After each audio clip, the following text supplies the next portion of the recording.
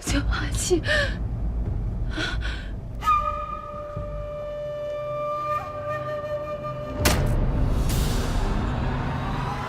比你人更重要的是你的心。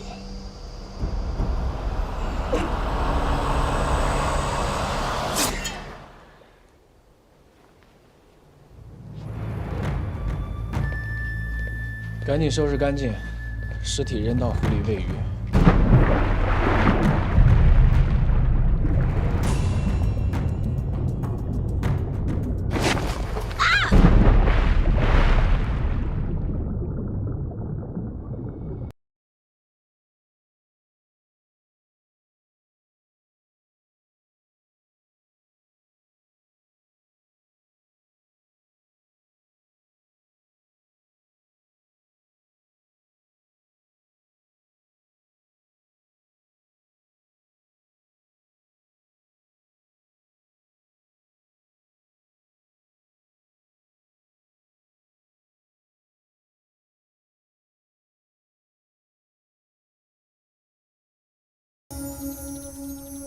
阿七，你愿意跟着我吗？此生愿为公子倾其所有，至死不渝。莫叫我公子，叫我臣。阿七，从此以后，你便是我的人了。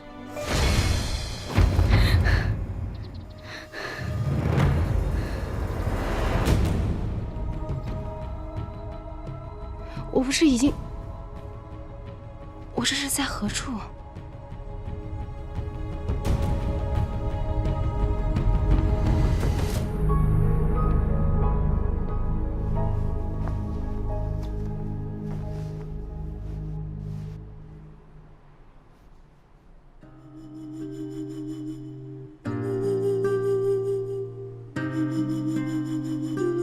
这是谁？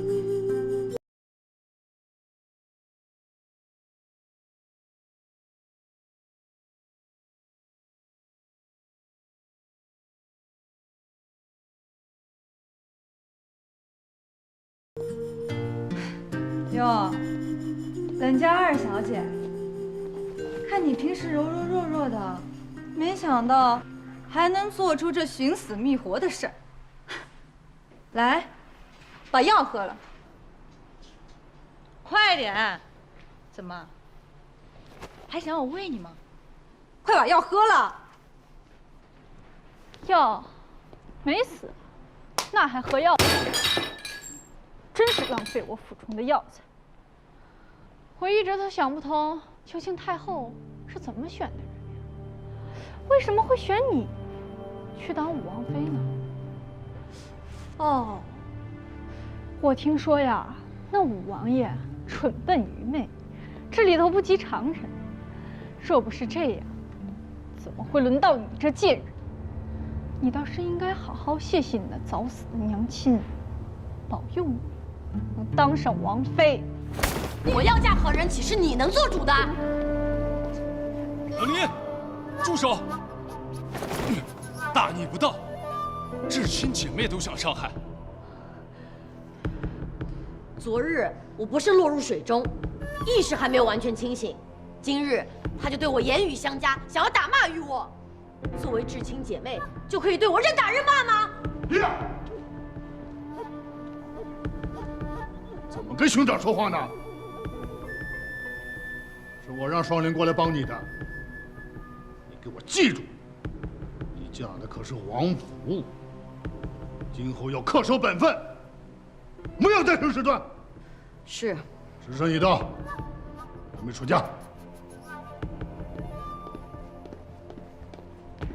原来我的名字叫冷离，我是冷将军之女。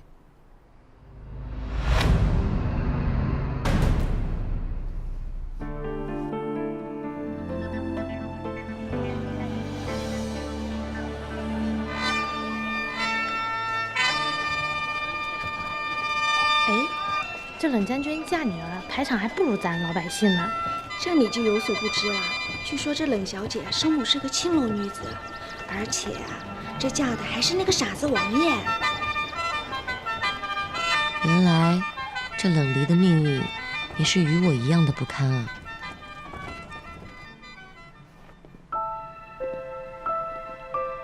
小姐，跨过去。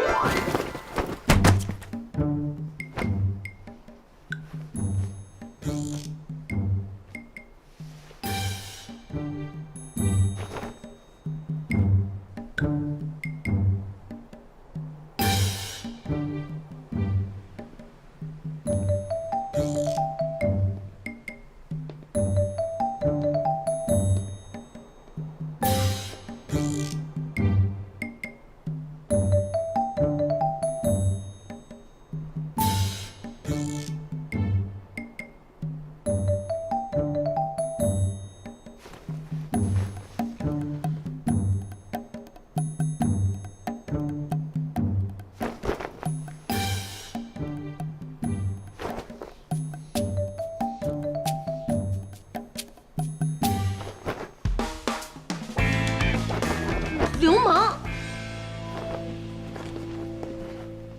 不是的，我是听府中下人说，成亲后的男女要有肌肤之亲才可。你若是不喜欢，我以后不做便是了，你别生气嘛。还来？刚才确实是我鲁莽了，只是我身有染疾，不想传染给你而已。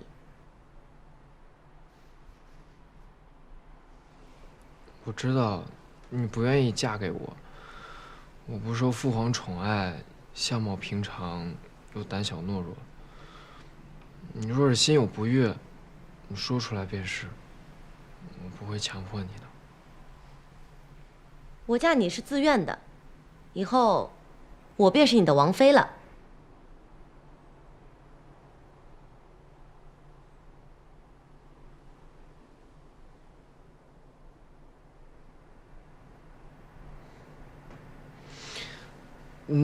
你饿不饿啊？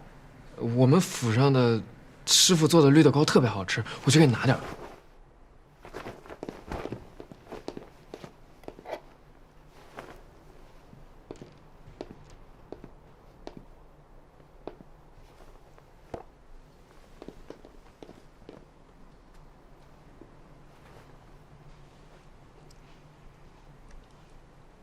你要不要来一块儿？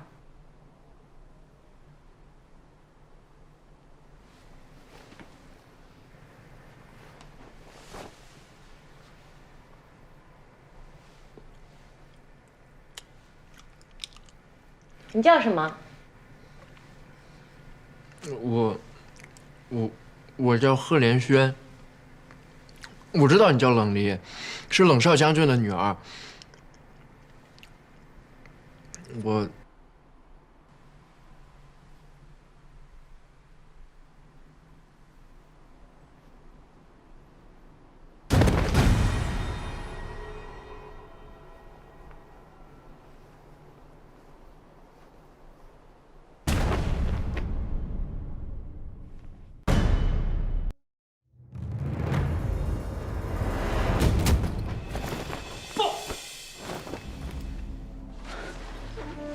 主人恕罪，她可是冷少之女，青莹只是想帮你除去祸端罢了。我自有安排，你退下吧。青莹不敢，这便搞定。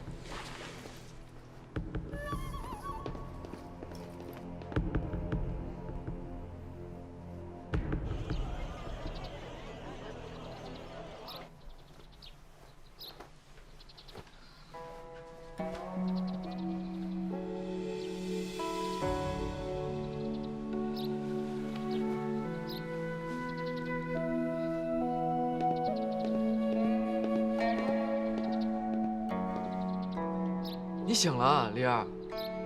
你先洗个脸吧，换身衣服，咱们去宫里见母妃。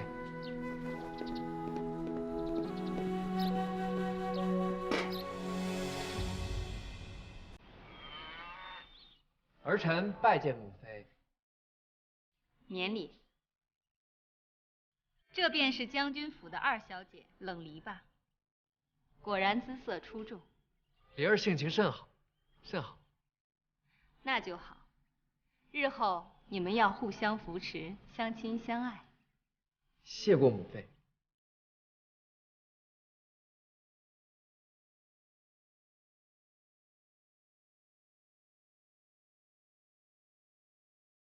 谢过贵妃。轩儿，看来日后你要在教导礼数方面多花点心思呀。是。三王爷、六王爷到。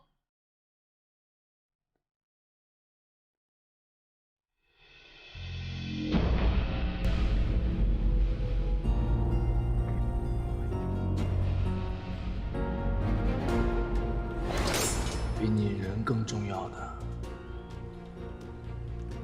是你的心，只有你的心才可以救雪儿的命，这才是你全部的价值。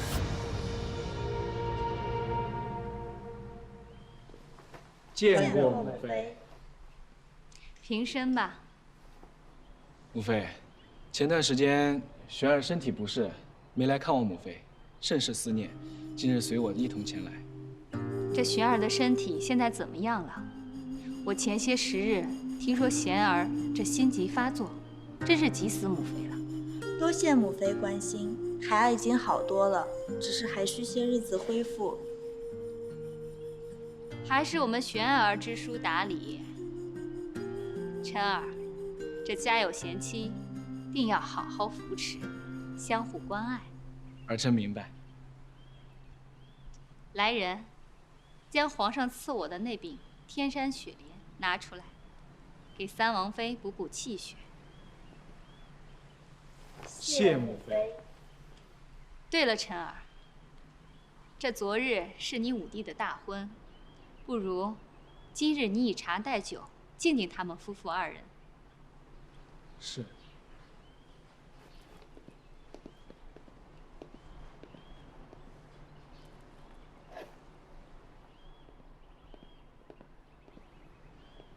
五弟，五王妃，那我就以茶代酒，敬一下二位。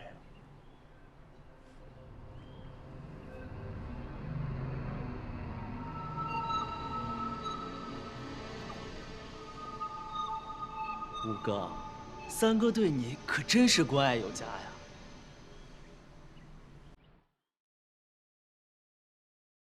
且慢。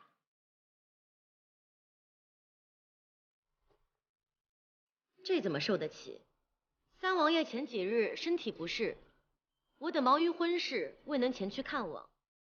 这杯茶理当由我和五王爷敬您才是。大胆！既是赔罪，怎可用这喝过的半杯茶敬我三哥？那我倒想问问，既是贺喜，又怎能用这喝过的半杯茶敬你五哥？滚！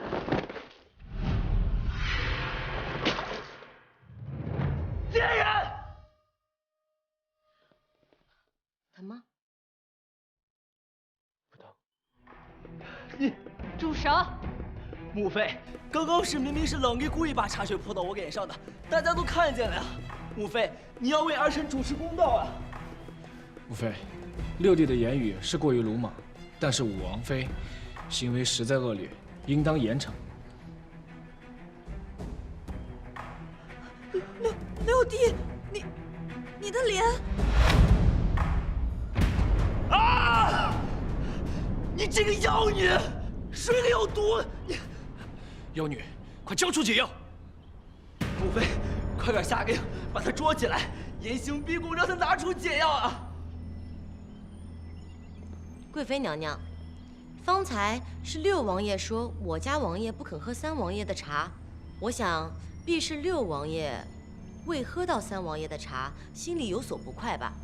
于是我便准备将茶敬于六王爷，可谁曾想我家王爷不慎摔倒，我一着急，便把茶泼在了六王爷的脸上。至于六王爷的脸为何会变成现在这个样子，那可要问问三王爷吧。此事孰对孰错，大家有目共睹，你不要混淆视听。既是如此，这茶是贵妃娘娘赏的，三王爷你端过来的。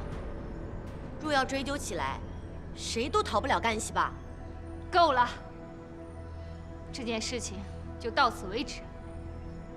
轩儿，把你的王妃带回去，好好教教她，该做什么，不该做什么。儿臣告退。我家王爷心智单纯，任凭别人怎么欺辱打骂，都不会放在心上。别说了。但是他也是王室血脉啊，怎么可以任凭别人欺辱？众位王爷都是至亲兄弟，理当和睦亲近才对。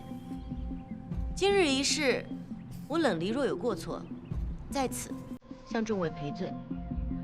不过日后若有人胆敢欺负我家王爷，就休怪我翻脸无情了。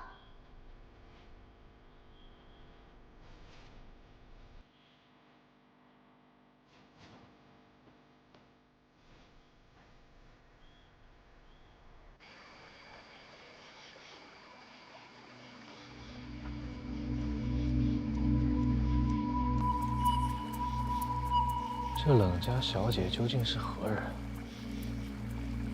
竟懂得下毒之术，装这手法实在太像了。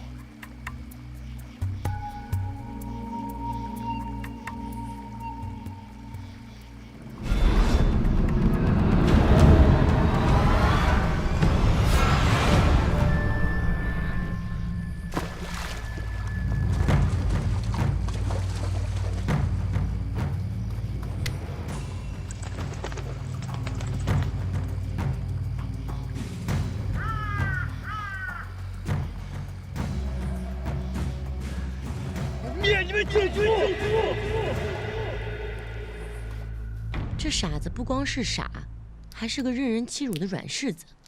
若一直这么下去，我这一世岂不是还要看着贺连成这个歹人逍遥法外？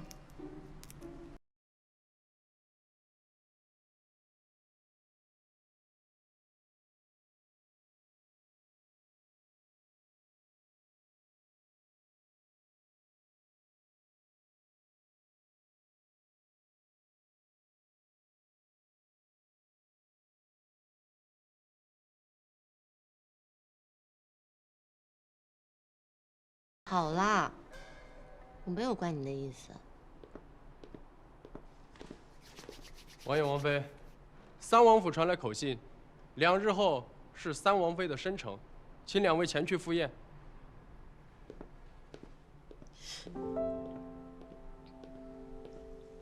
刚才那人是谁啊？哦，他是府上的管家，于途。哦，对了，云璇不只是三王妃，也是当朝宰相云彦卿之女，她的生辰自然不能怠慢，贺礼就由我来操办好了。好啊，离儿准备再好不过了。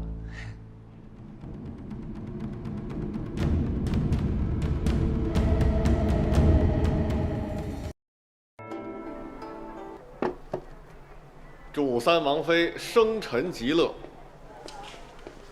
王爷王妃，可喜可贺呀！听闻前日小女在刘贵妃那儿对王爷多有冒犯，老臣代小女向王爷、王妃请罪，都怪老臣教育无方。冷将军这是哪里的话呀？有道是虎父无犬女嘛。这是老臣为王妃备下的薄礼，请笑纳。冷将军客气了，随后入座吧。陛下宣老臣进宫，老臣先告退。既然如此，恕不远送。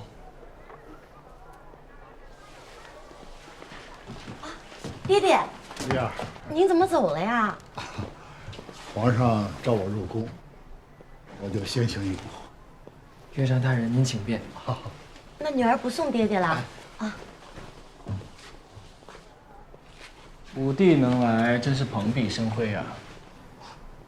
皇嫂寿辰，做弟弟的自然是要来的。哦，那为兄不胜感激啊。祝三王妃生辰快乐，此乃我献上的一份薄礼。这是我特地熬制的一份炖汤，还请王妃趁热服下，对身体有帮助。多谢弟妹，味道甚是不错。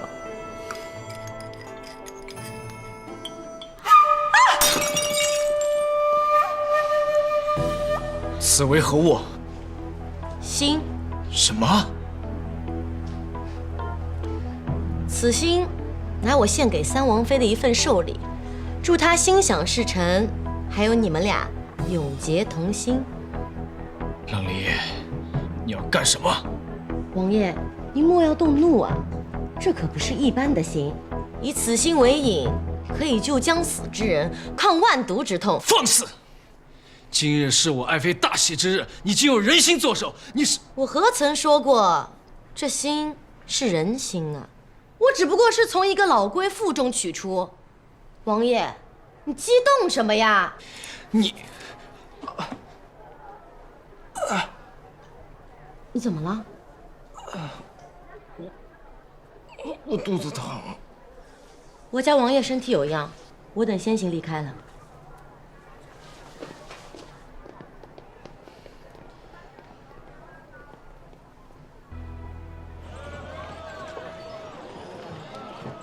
没事吧你？怎么突然就肚子疼了呀？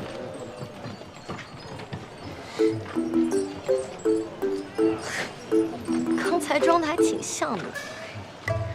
被你看出来了，灵儿，你真聪明。灵儿，那你为什么要送心给他们？以后还有更好的礼物等着他们呢。灵儿，其实我一点都不喜欢你，灵儿也不喜欢你。谁说的？我还想多待一会儿呢。不行，你要是再待在那儿，三王兄肯定会欺辱你的。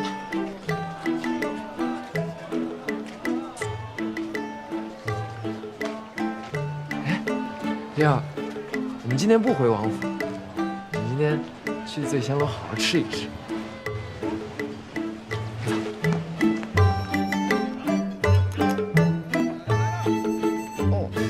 这咱们吃得完吗？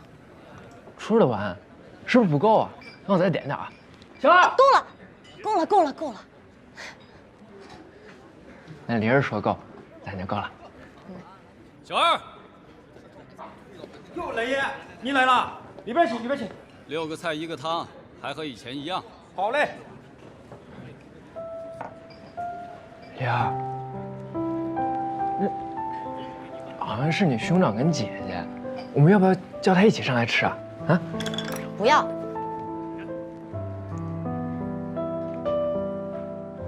那我们要不要去打个招呼啊？好，听你的。不过我一个人下去就行，你好好坐着。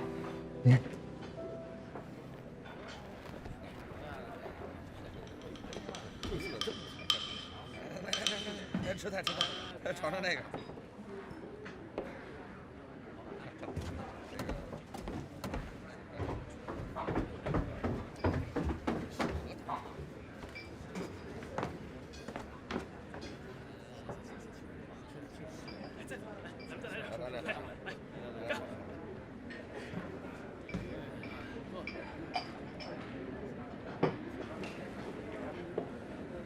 冷离，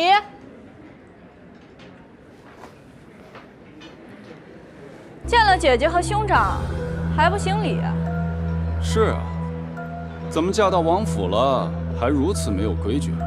明知道我和你姐在楼下吃饭，你都敢视而不见？我没有视而不见，我下楼便是来找二位的。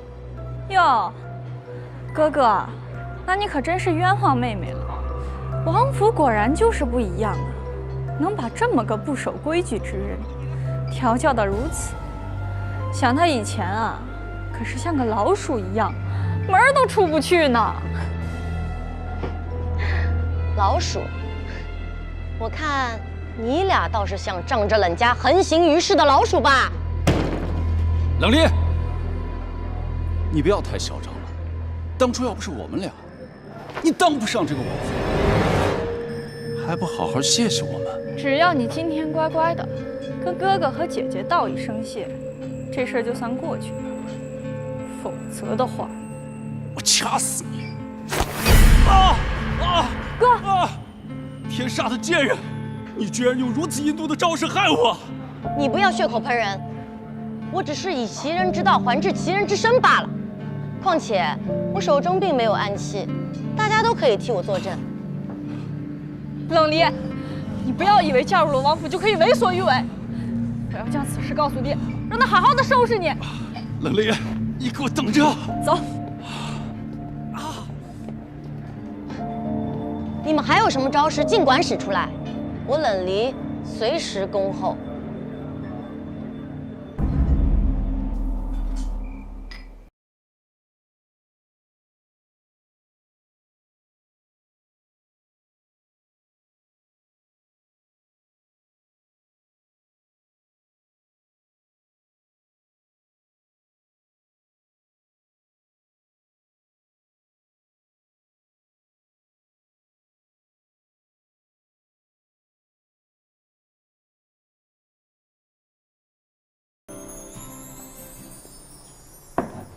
鬼鬼祟祟干嘛呢？吓我一跳！你大晚上不睡觉，这是干什么？我在给你挑礼物呀。你要送礼物给我？不是，我不是送给你的。说，是不是外面有人了？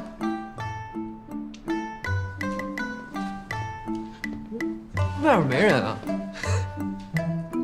好，好，你不想说算了。不是，哎呀，我是听府中下人说，冷将军今儿来府里，通报说，让你明日去冷府。那又如何？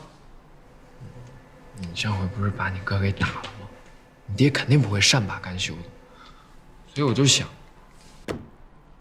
给你挑点礼物送给他们。你的意思是我做错了喽？不是，你当然没做错，但是我怕你受欺负啊。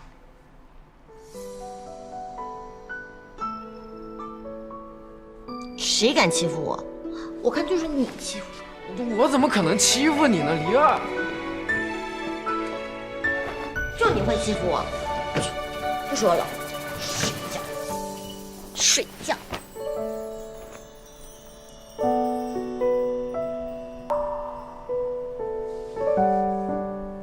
黎儿，我能不能躺下来跟你一起睡啊？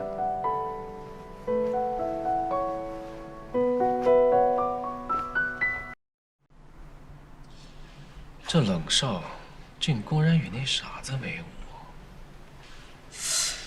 树活批人活给，这个人可是我的门面啊！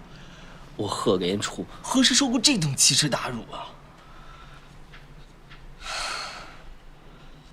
莫非他真的得到冷家的助力了？哎，可传闻中说，这冷少并不待见他那女儿冷离啊。哦，三哥，那妖女不过就觉得老五是她的靠山，等到她什么时候发现老五靠不住了，她也就死到临头了。对，不管这父女俩关系如何，只要先把老五除掉，才能斩草除根。三哥，你终于说出我的心里话了。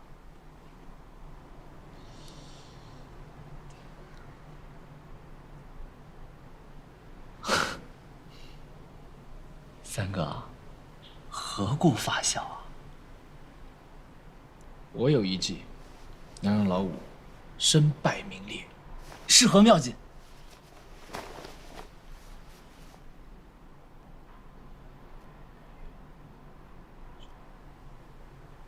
三哥，妙，妙，妙！你给我站住！没想到你会这么刁蛮狠毒，对自己的亲哥哥也会下毒。你可知错？我何罪之有？昨日是我那哥哥想要害我在先，我毁他双目已经仁至义尽。要是我早想对他下毒手，他早就已经不在人世间了。你还在狡辩！纵然你们一向不睦，他也未伤你半分，你却毁他双目！你给我跪下！未伤我半分。这些年来，他们怎么欺负我？冷将军，你有眼睛有耳朵吗？你可曾像现在这样为我讨过一丝公道？你可曾还记得，我冷离也是你的女儿啊？再说了，我冷离也不是欺善怕恶的主。如今我已经嫁进了王府，自然也不想再生事端。可是您的女儿、儿子一而再、再而三地欺辱我，如果换成是别人，他们也不敢吧。如今冷将军你却怒气冲冲地在这里质问我，你不觉得你很可笑吗？冷离，冷离，你这个恶毒的丫头，毁我双眼！看我今天不杀了你！不，就这胡闹！我在这儿，有本事你冲着我来啊！我这辈子报不了仇，我下辈子做鬼也不会放过你！我要你冷离不得好死！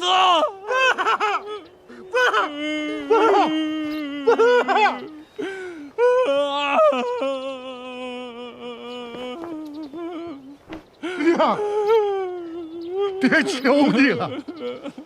你看在我们冷家就他一个独子的份上，你饶了他，你把解药给了吧！爹，不要求他，这解药我不要，就让我彻底下了吧！把这人扶下去！娘，别拉我！娘，冷将军的心情我能理解，但是解药我也没有。那怎么办呀？此毒并非中毒，5日之后便可痊愈。我是看在将军为国立功的份上，才饶他一命。假如他以后再犯，就别怪我无情了。娘，后宫如战场，你以后多小心点儿。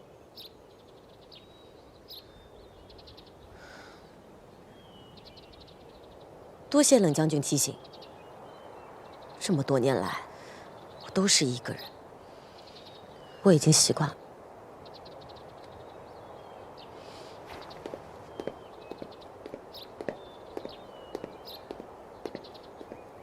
怎么会这样？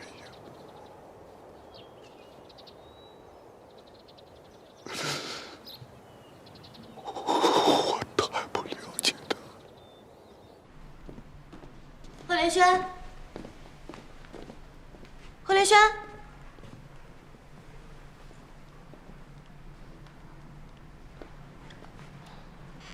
人呢？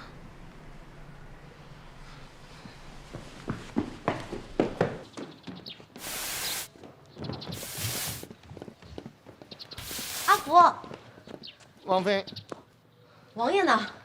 王爷出去了。出去了？去哪儿了？不知道。不知道？你可知道，王爷如果有个3长2短，你有几个脑袋可以掉？王妃饶命！王妃饶命！王爷去燕红阁了。燕红阁？来来，三哥，咱们今日不醉不归啊！好。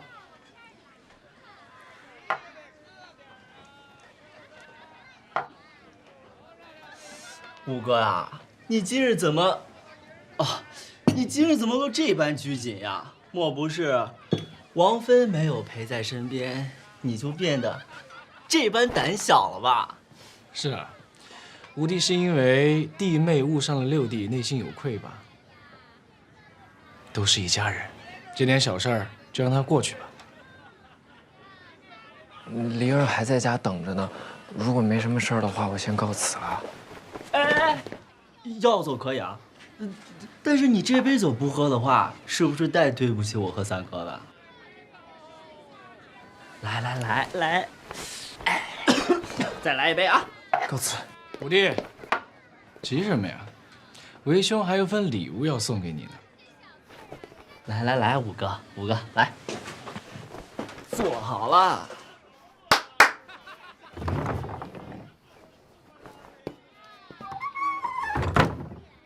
三位公子久等啦。这位公子有点面生啊。青莹，好好看看，那是你五王爷，好好伺候着，说不准纳你当个小妾什么的。弟明白，害羞嘛呗。哎呀，五哥，这么好的福气给你都不要呀！来，快走吧。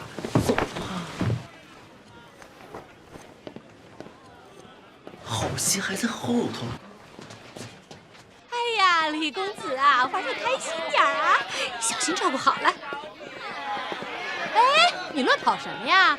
没接客人呐？什么乱七八糟的？哎，我知道了，你是不是新来的？来，我给你介绍一下。哎呀，走，我是你的。现在这员工怎么越来越难管了？害羞嘛，帮你脱衣服。这事儿要是传到父皇那儿去，这老五就算有百口也抹遍了。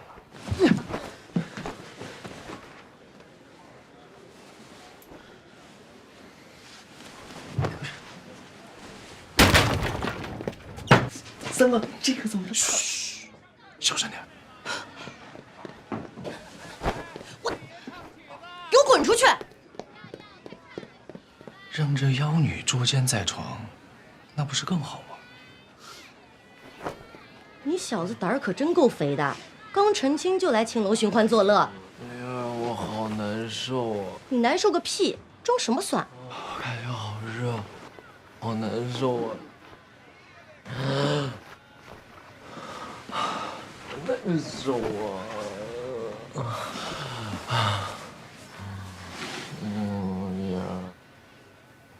梨儿，哦，难受啊。这是中毒了。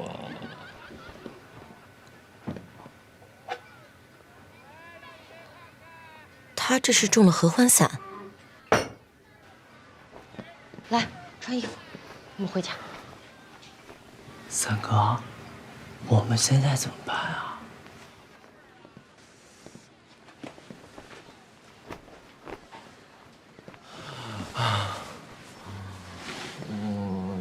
站住！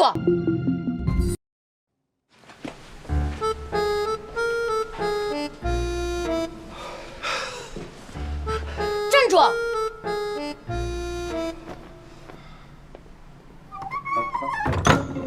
三王爷、六王爷今日也是来此消遣的吧？这么着急走干什么呀？你这个妖女，赶快让开啊！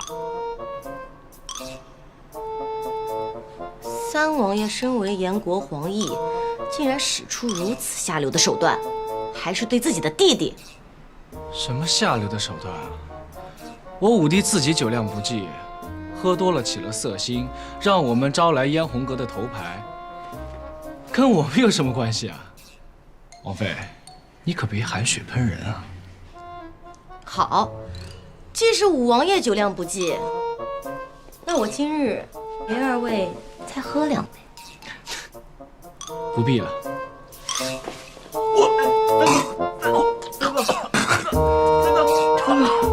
还有你，王公子，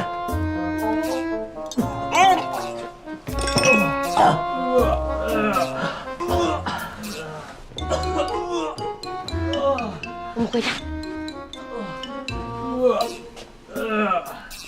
好热。大哥，那皇帝在干嘛？好热。不要管他们了，由他们去吧。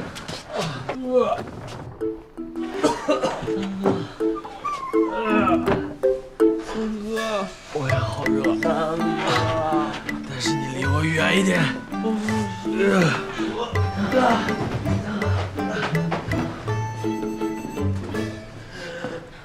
你先过去躺一下。来，我去给你拿毛巾。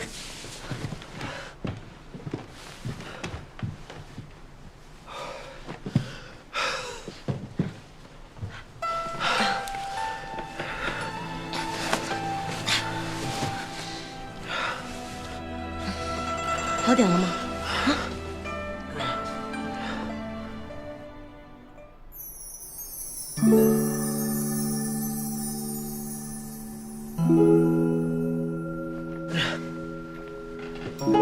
贺连轩，你能不能像个男人一样？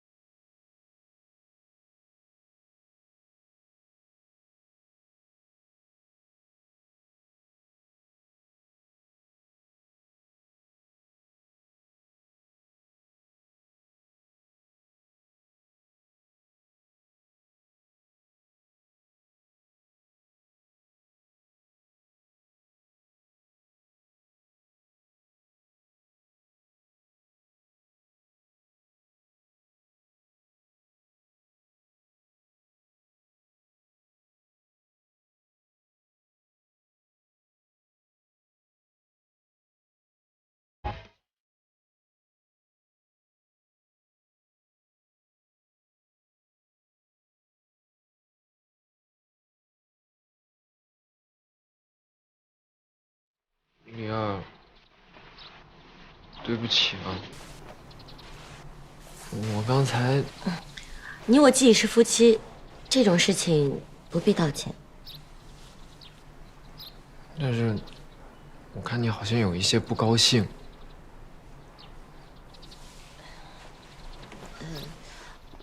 王爷，你那三哥跟六弟，以前也这么欺负你吗？李二，你不要担心，我娘说过，那些伤害你的人不要放在心上，要不然就会忽略那些牵管的人。李二，我想跟你商量件事儿。什么事儿？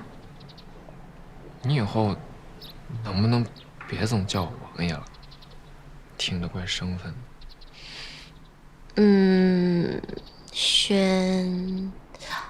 轩儿怎么样？好啊，以后就叫这个名字。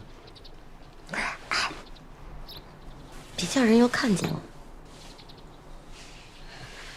丽儿，我真的好喜欢你，但绝对不是刚刚那种喜欢。我现在是发自内心的喜欢。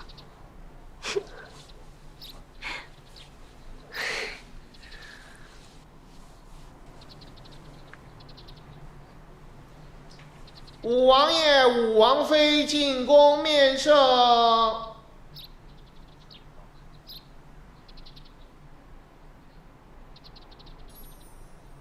胡闹！你怎么能用如此卑劣的手段对付老五？现在好了，搬起了石头砸了自己的脚。不过这件事情，千万不能让你父皇知道。好了，起来吧。母妃，那老五不得不防。快起来吧。谢过母妃。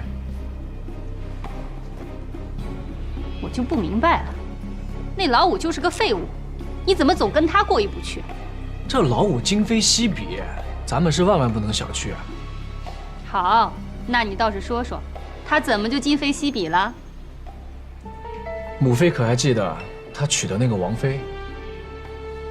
不就是那个狂妄自大、不懂礼数、喜欢耍嘴皮子的小丫头吗？她可不光是会耍嘴皮子，前日她搅和了玄儿的生辰宴会，而且她和他爹的关系并不像传闻中那样。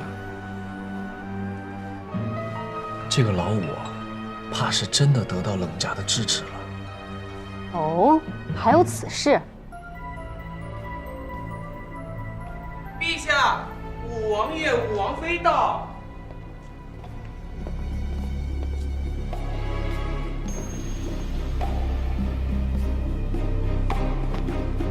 儿臣拜见父皇。臣媳拜见父皇。父皇万岁万岁万万岁！起来吧。谢父皇。朕听说，你们两人成婚数日，就闹出不少乱子。薰儿，你身为皇子，连自己的女人都管不住，朕要你有何用？父皇，儿臣知错，是儿臣无能，让父皇生气担心了。朕本以为你只是平凡懦弱，没想到你竟然连自己的家事都处理不好，弄得鸡飞狗跳。就你这副德行，朕如何违你以重任？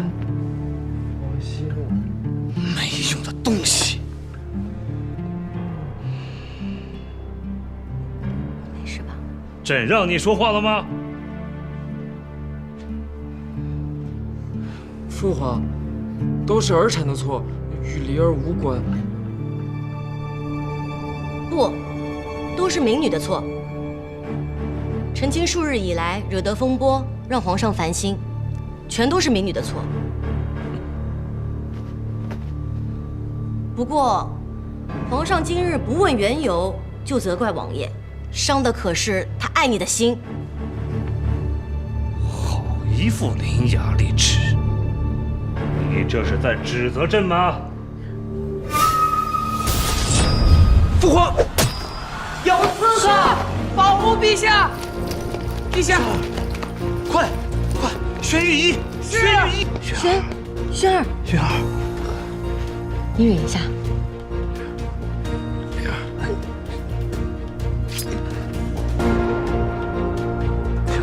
你怎么样？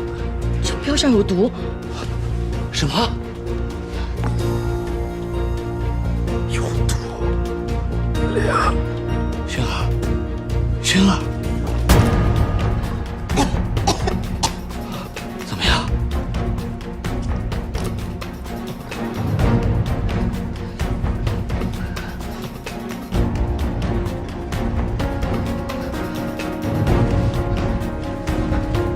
冷离，薰儿。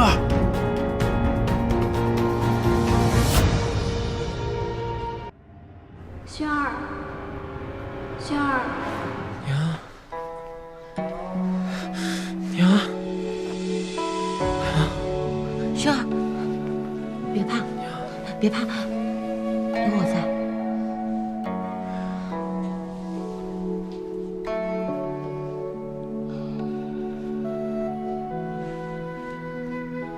薰儿，旁人常常都说你傻，但其实我觉得你一点都不傻，你那是真。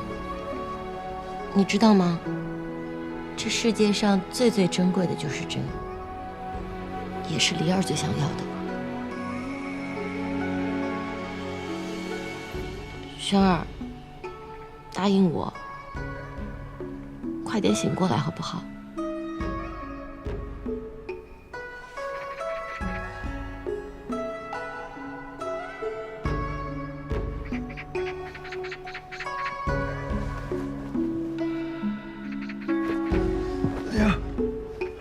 轩儿，你醒了？你没事吧？你还疼不疼？有没有事？啊？你先躺下吧，还有伤呢。乱动什么呀？你没事吧？我没事儿，倒是你，怎么就傻傻的挡上去了呢？你可能会没命的。不大气，只要你在我身边，我一切都好。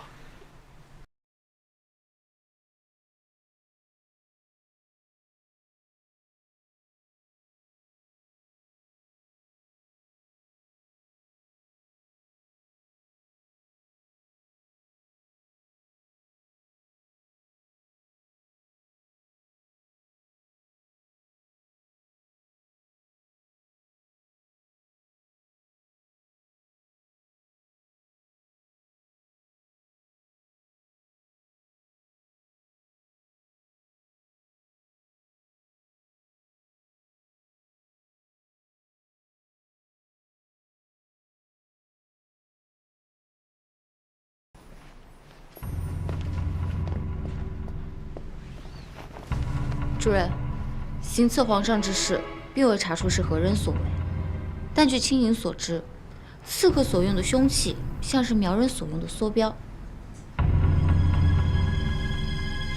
梭镖。你下去吧。您的伤怎么样了？不该你问的事儿就别问。是。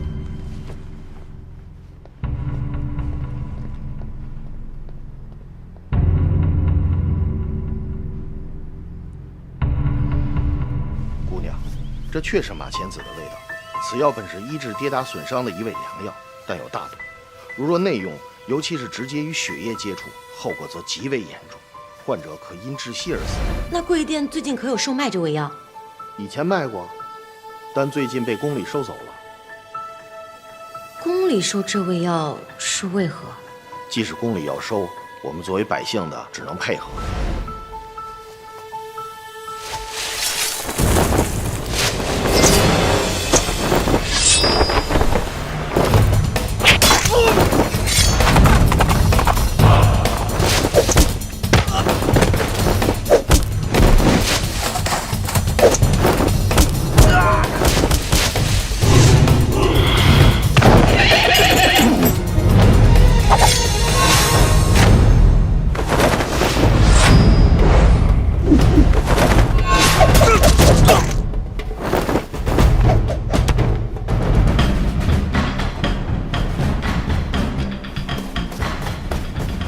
姑娘，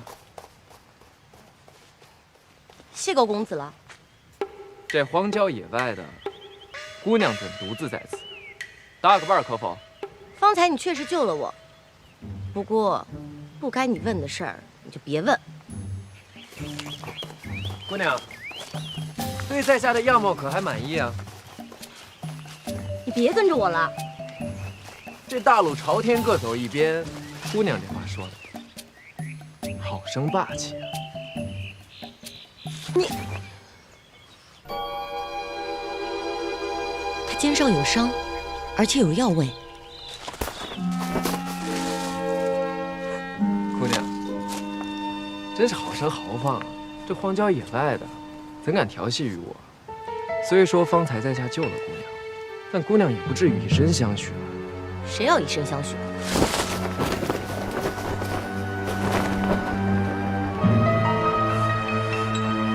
贺连轩，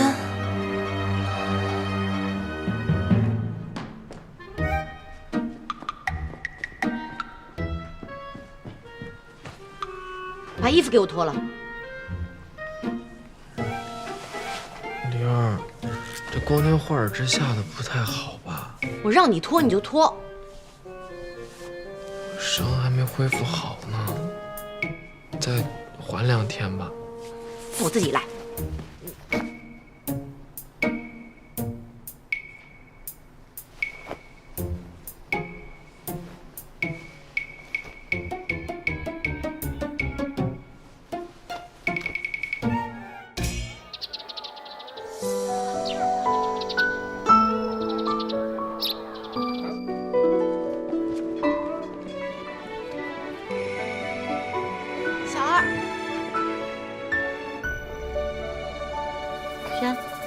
我们换一家吃吧。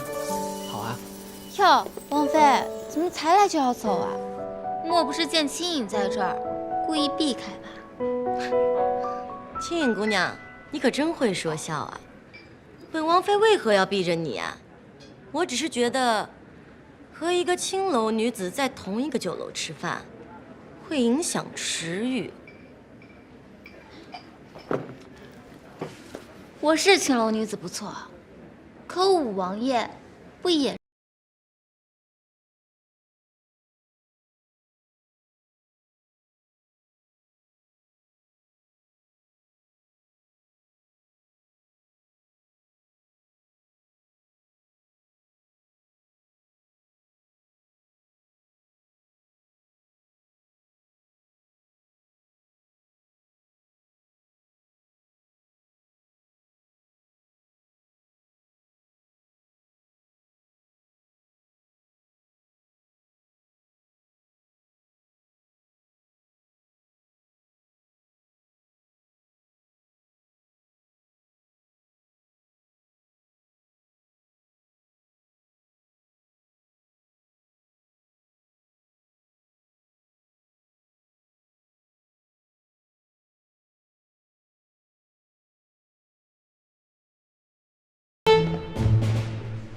等等我，灵儿！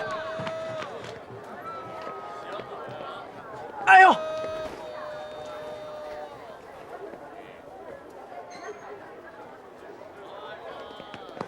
哦，没事吧你？肩膀疼。来。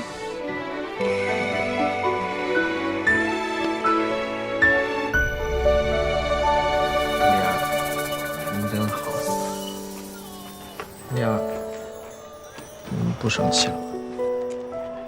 追出来干什么呀？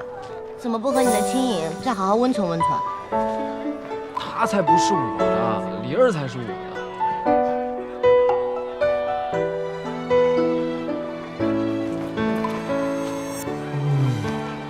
梨儿，你好香啊，比那个青影香多了。以后再让那些乱七八糟的女人靠在你身上，就别碰我，脏。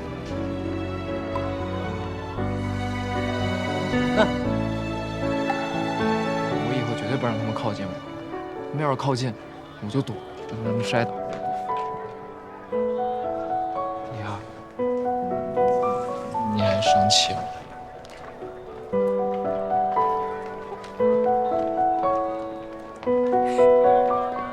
苗疆大军已深入我大营30里，边关告急。如若援兵未能及时赶到，恐边关失守啊！这帮可恶的苗贼！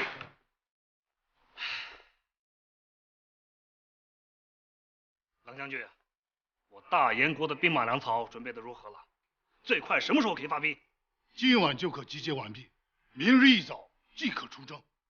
好，有冷将军在，朕就放心了。只是，冷将军，这苗人向来诡计多端、狡猾奸诈，这军中还得需要一位督军来帮冷将军分担重任呢。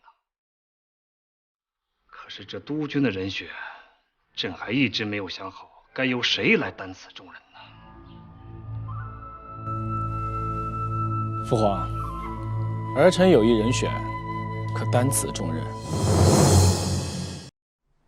父皇，儿臣有一人选，可担此重任。哦，说来听听。五皇子，贺连轩。轩儿，那日他为父皇挡箭，足以证明他的勇敢和忠心。这宫中，恐怕没有比他更合适的人选。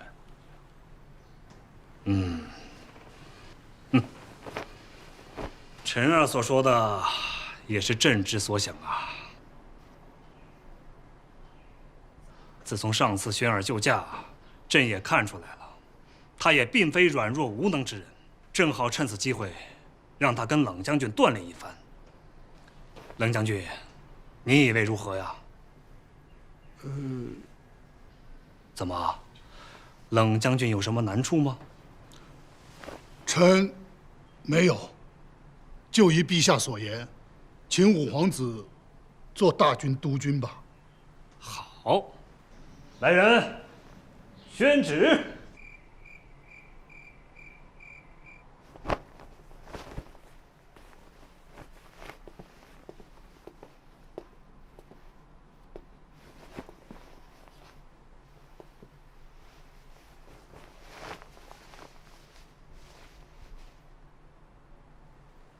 一定要去吗？燕儿，等我。那你答应我，去了战场之后，若遇险情，一定要记得躲。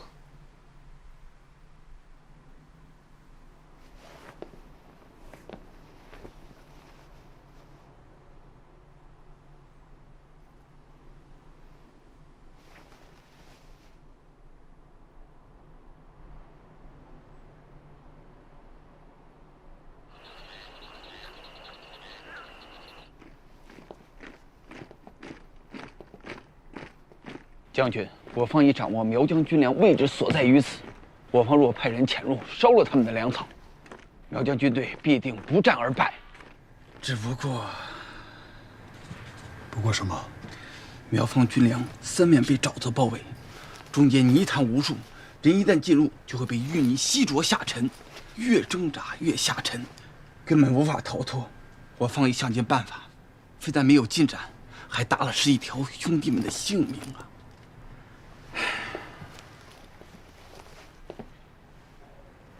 督军，你有何良策？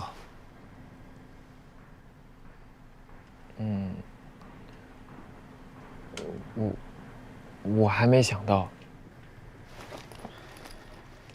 好吧，舟车劳顿了一整天，大家也都累了，先吃饭吧。是。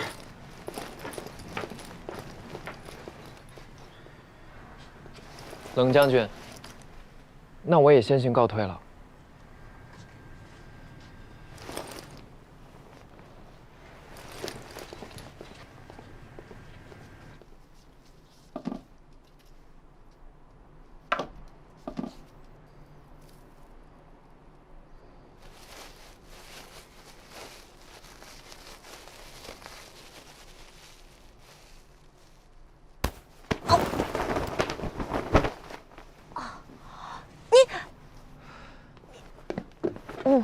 没事吧？啊，伤没伤哪儿啊？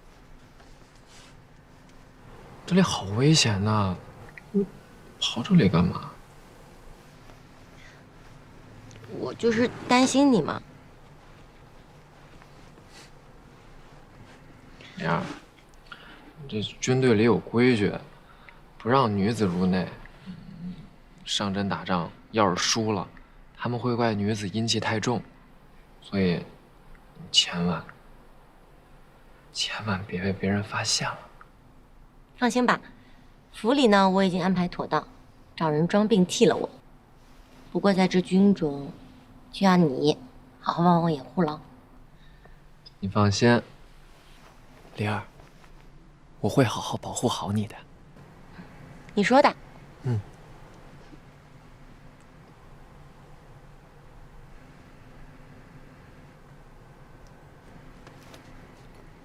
督军不好！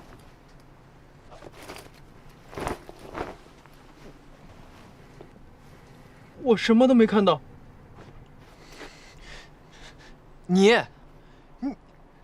以后进帐前你跟我说一声行吗？是。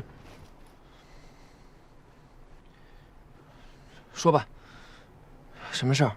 冷将军中毒了。什么？怎么样了？回将军，冷将军中的是苗毒，小人实在是无能为力了。大胆！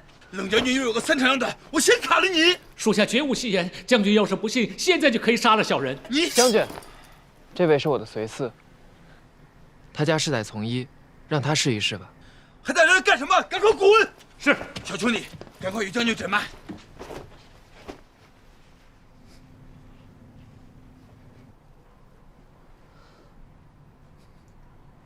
怎么样？此毒虽然很毒，但并非无药可医，小的可以一试。还有，快去！哎，如今对于苗人的粮草大营无计可施，将军又陷入危难，难道我军就真的没有希望了吗？将军，昨日我们商议的，穿过沼泽，烧毁苗族粮仓一事，我觉得可行。王爷有何良策？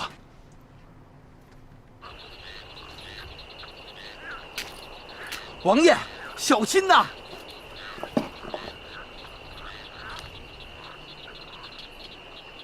看来这个办法还是管用的。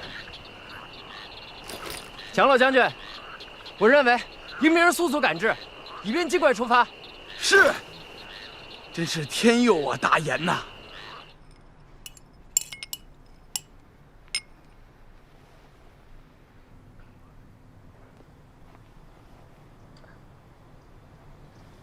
你来这寻州，坏了大规矩。当下还有什么比你尽快解毒，然后带领军队征战更重要的呢？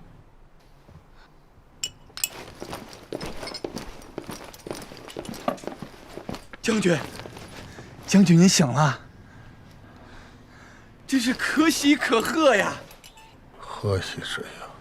将军已醒，王爷又想到了渡过沼泽的方法，替我军解决了一大难题呀！真的？末将还能骗您不成？我王爷真是足智多谋，您这位随司真是可造之才，竟比军医还管用。将军，属下找到可以缓解疼痛的药膏了，您先服下。将军，您这是……多亏了这位，药刚喝完就有了效果了。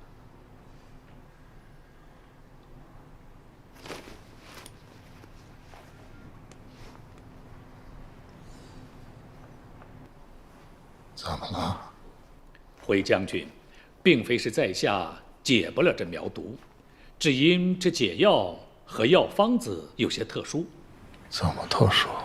那便是中毒人至亲热血一中。看冷将军现今已是好了许多，定然是这解药对了症。只是这解药的至亲血从何而来？你先下去吧。是，切记，不要向外人提起此事。遵命。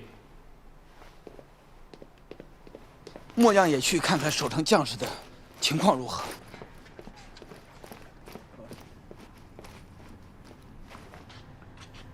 冷将军，明日一切便会准备就绪。您看，您让蒋将军的队派2个人带我们去吧，毕竟他们对这儿比较熟悉。此事我会与蒋将军商议。你把他安顿好便是。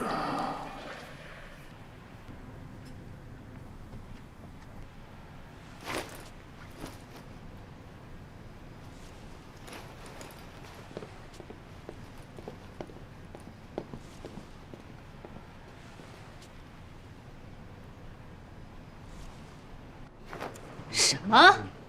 冷少没死？是，据线人所报，冷少确实中了毒，但不知怎么把毒解了。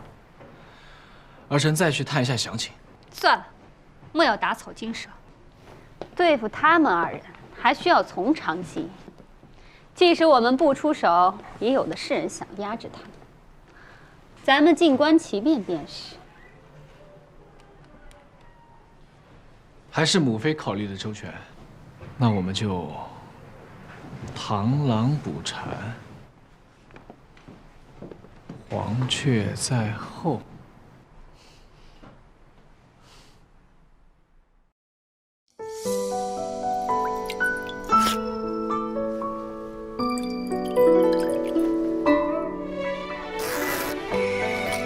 王爷，王妃，将军，这便是可以对付苗毒的解药，只需要撒在面罩上即可。哎呀，还是王妃想的周全。这苗人善于用毒，王妃就专门准备着防毒的用具。能有王爷、王妃在，真是我大燕之幸事啊！将军过奖了，我看时辰差不多了，要不就把这些面罩分发给将士们吧。好，我这就去。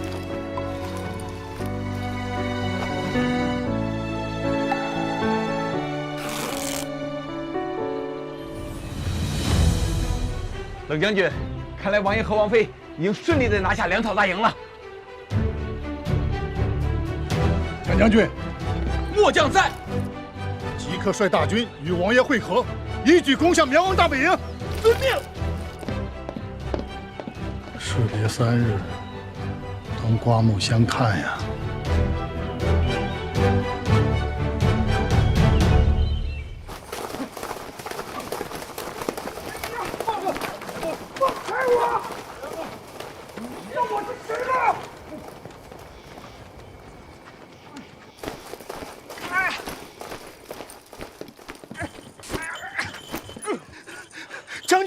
将军冤枉呀！将军为何抓我？苗王，你现在是我大营的阶下囚，你可是罪？将军，我有何罪呀？你犯我边境，占我城池，甚至用下毒这种卑劣的手段来加害于我，难道这不是罪吗？将军冤枉呀！将军，我苗疆乃寸土小国，怎敢挑衅大言呢？这定是有歹人栽赃呀！栽赃，冷将军所受之毒就是苗毒，你作何解释？苗毒，将军，定是这大祭司所为。此人精通用毒巫术，一定是他想加害将军于你。将军，就是他这个昏君，不顾我们苗疆百姓的死活，擅自出兵演我，害死了多少人呀！这是个狗！不瞒二位，你们二位刚才说的话好像有一些出入，不妨再沟通一下。不用沟通，我句句属实呀！他就是个狗奴才，你就是个窝囊废，凭什么当苗王？我呸！我呸！我呸呸！我呸呸呸！呸呸呸呸呸！我呸！我呸呸！我呸！呸呸！没想到南疆一国国君和重臣竟是这等水平。把他们关起来，让他们配个够。将军，冤枉！冤枉！将军，我呸！呸！你狗奴才！呸！叭！我呸！叭！我呸！本王在王位上做得好好的，你这个狗奴才，吃饱了撑的去惹事儿，得罪了严国，本王何至于此呀？要不是你那么快的打了败仗，我已是苗王了。就你还想当苗王？狗屁！就算我死了，你也当不上苗王的。你以为这由得了你？我已经和严国宫里的人说好了，只要我把冷少和贺连轩的人头交给他们，不但整个苗疆是我，严国边境的几个城池也是我的。原来如此，阴谋，十足的阴谋！我要揭发你，来人啊！我要揭发阴谋！将军，来人呀！我要揭发将军，我要揭发将军，我要揭发！你吵什么吵？将军，我要揭发大祭司和严国的人串通好了，这次下毒就是他们事先计划的。确有此事？不信你问他呀！你说呀！你刚才敢说，现在怎么不敢说了？你装哑巴！你起来呀！不要再装了！他这是服毒自尽了。将军真是个好人呀，还小王清白，能够让我重新做人。将军，你是我的恩人呀！苗王，现在我大言与苗疆握手言和，重归于好，这是好事儿。将军英明，我们苗疆作为藩属国，一定会对大言忠心不二的。好，那苗王也不用太过用真情啊。蒋将军在，带我送一下苗王。是，苗王，请。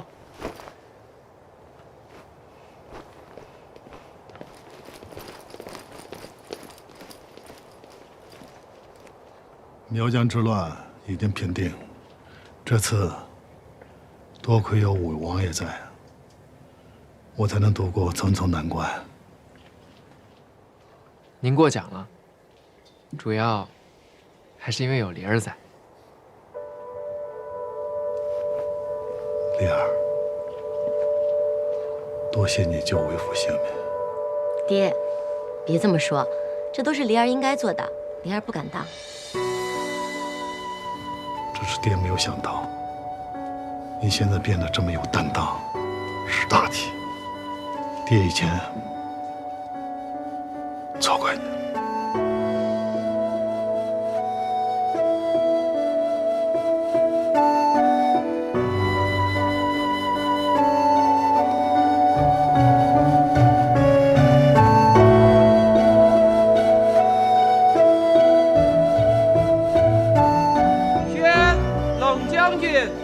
王爷觐见。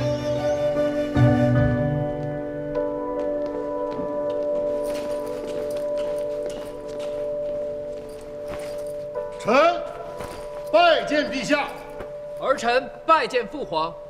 二位快快平身。冷将军，此次你平敌有功，朕一定要好好赏赐你。你告诉朕，你想要什么赏赐呀？陛下，臣确有一求，请陛下恩准。哦，你想要何赏赐啊？平定苗疆之乱，武王爷功不可没，臣斗胆为武王爷邀得一功。好，朕便封武王爷为宣威将军，上4品。众爱卿，以为如何呀？三哥，皇上圣旨。谢陛下。儿臣谢父皇。好啊，轩儿此番在沙场磨砺一番，确实是不一样啊。起来吧。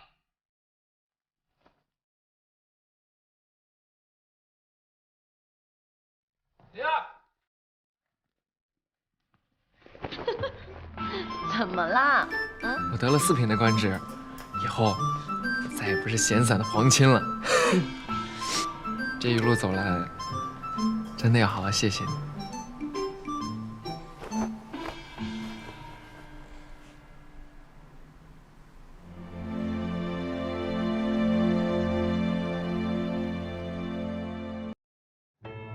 轩儿凯旋而归，我们自家人共聚一堂，来，共饮一杯。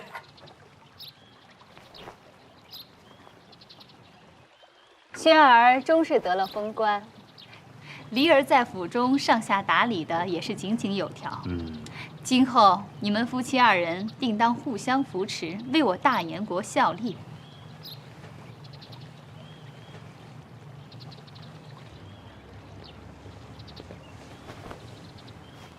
这柄玉如意乃是缅甸供奉，是整块玉石雕琢而成，罕见不易多得。如今便赐予你们2人，愿你们事事如意。儿臣多谢母妃。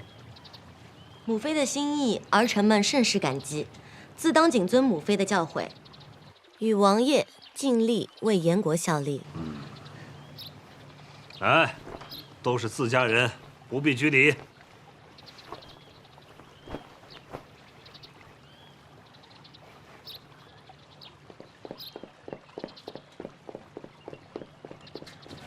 启禀陛下，幽州派人来报，当地发生食疫，如今食疫肆漫，已经数月未消了。那幽州知府为何拖了数月才上报？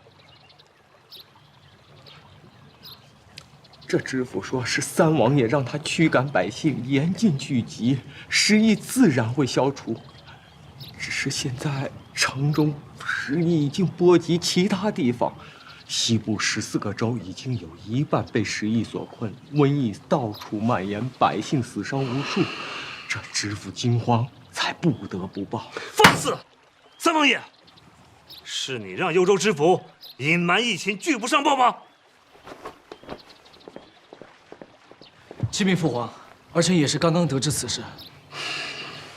朕如此信任你，让你分管西部14州，发生这么大的疫情，你竟然敢隐瞒疫情，拒不上报，眼看着疫情蔓延4州，这样无视黎民百姓的安危，该当何罪？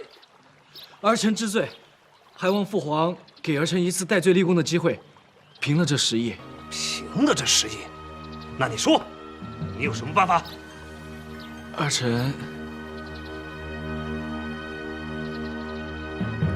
启禀父皇，臣袭倒有一法子可以平定食疫。好，武王妃有何良策，尽管说来。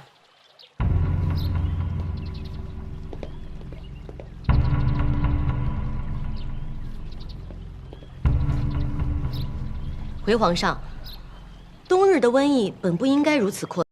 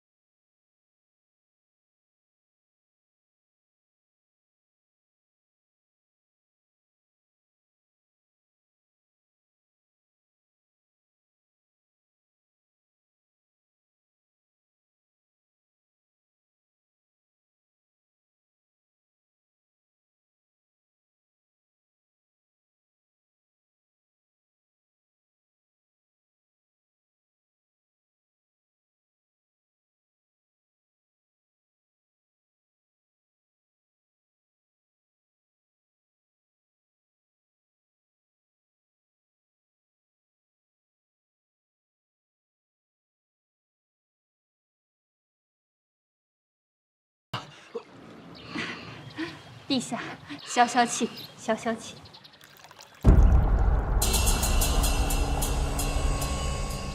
丽儿，今日你提的建议甚好，只是以后还是不要在父皇面前随意开口，若惹得父皇不悦，最后会受责罚的。若是和以前一样一昧的忍让，只会招致更多的欺凌。而且你现在也是上4品的将军了，定然要有个将军的样子，不要再惧怕这个惧怕那个。而且你要记住，从此以后便没有你我，只有我们。我只是怕你受苦，若你受责罚，我便陪你一起。放心，我们定然不会受责罚的。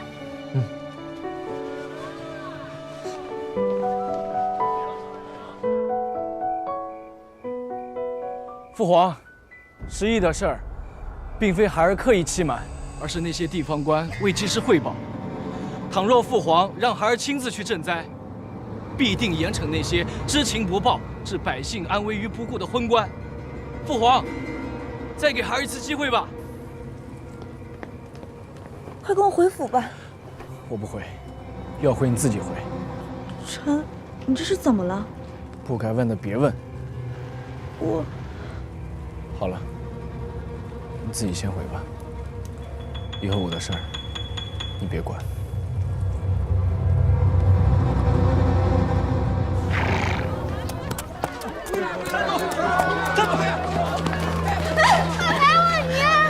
两位官人，求求你，求求你放了我跟我的孩子，求求你们，求求你放了我跟我的孩子，求求你们！站住！这少管闲事儿。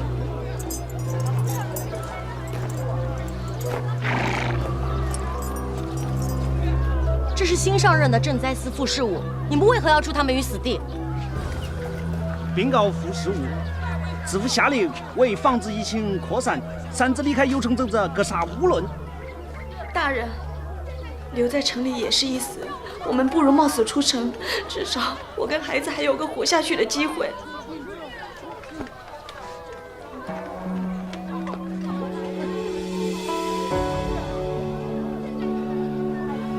他们并未感染瘟疫之症。下去，放他们走。走。谢谢大人。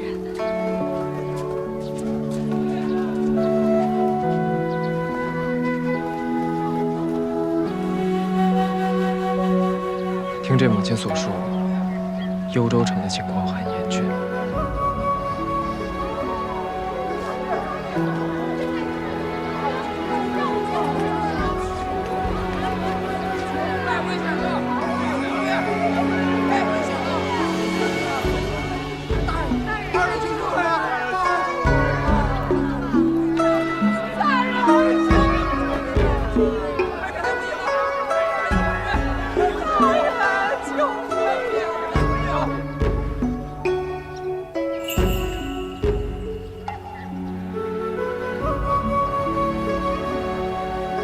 加强巡逻，禁止群众聚集，把告示贴出去。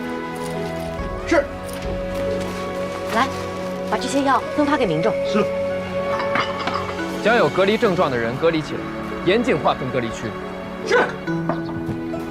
全体听令。是。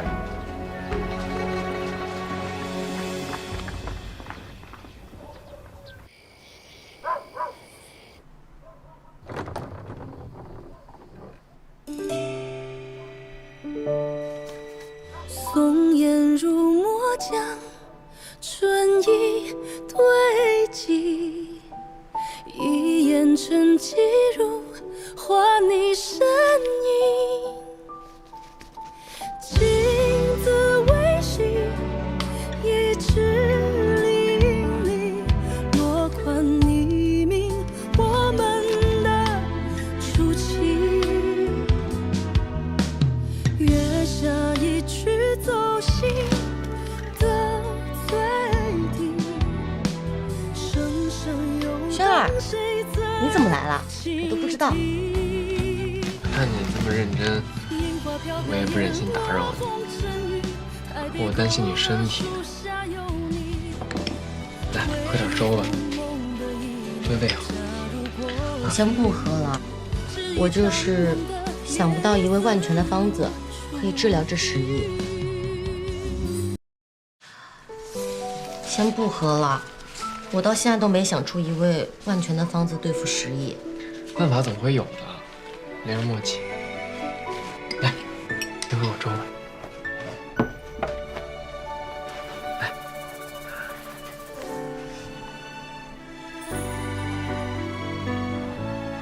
甜吗？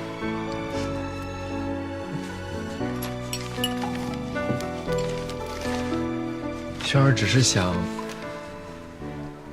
这隔离一事是否可行？你想，幽州府前期治疫不力，百姓们怨声载道，显然对官府已经失去信心了。如今若是将家属和患者分开，肯定会出乱子的。轩儿，这几日10亿之症有多么恶劣，你也都看到了。假如任由旁人与病患接触，那定会1传10，10传100，幽州城恐怕永无宁日。在这种关键的时候，我希望你能和我一条心。放心，灵儿，有我在。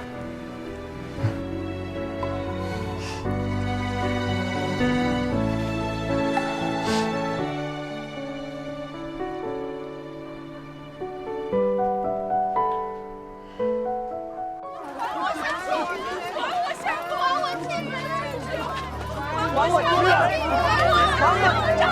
还不有脸啊！还不有脸啊！为阻断肆意传播，实施集中管理、集中救治。这以后放课回家，啊，你们都别搁这吵了，别搁这闹了，回家了。大家都冷静一下，冷静一下。我们这么做是为了你们好，他们在里面会得到最好的照顾和治疗。等他们康复之后，你们就可以重聚了。我们才不会再相信官府说的话。官府还说十一只需用于便会自动消散。你们官府总是想些法子来愚弄我们百姓，真是一件都没干成。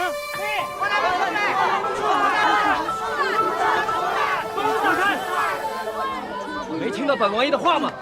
把门打开！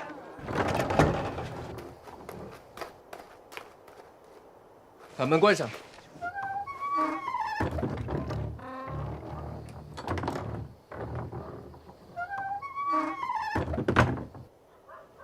从今日起，我贺连轩便在隔离区内照料病患。轩，你武王妃冷离，在外主持事宜，不得踏入隔离区内。我向各位保证，在疫情结束之前，我绝不踏出这扇门半步。众人尽可在门外监督。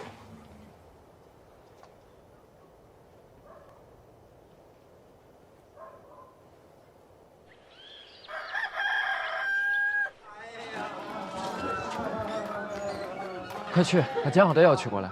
是。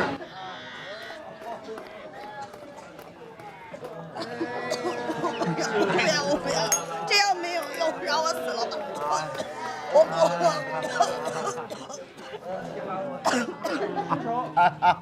舅舅，哎呀，哎呀，舅舅，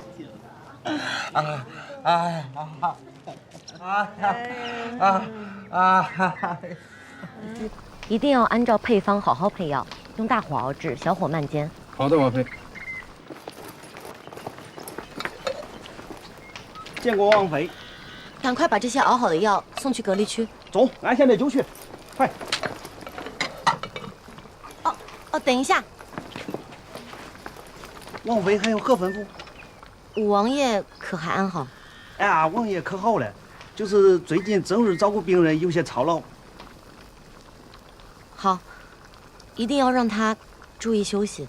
走。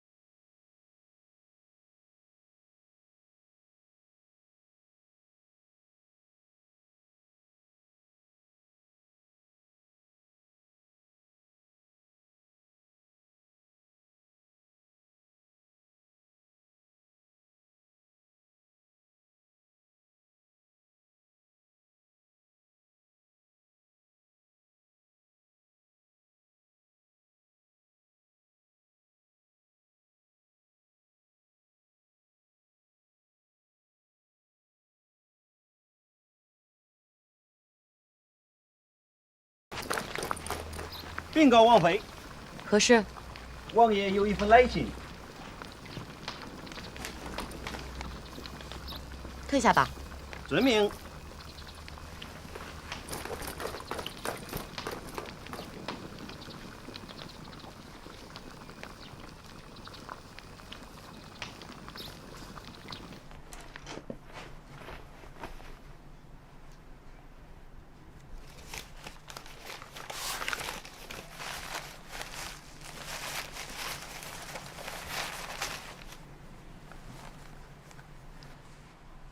灵儿，你在外面可还安好？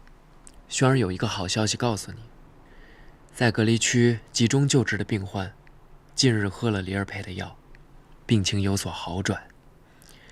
看到他们一个个都好了起来，便总能想到你。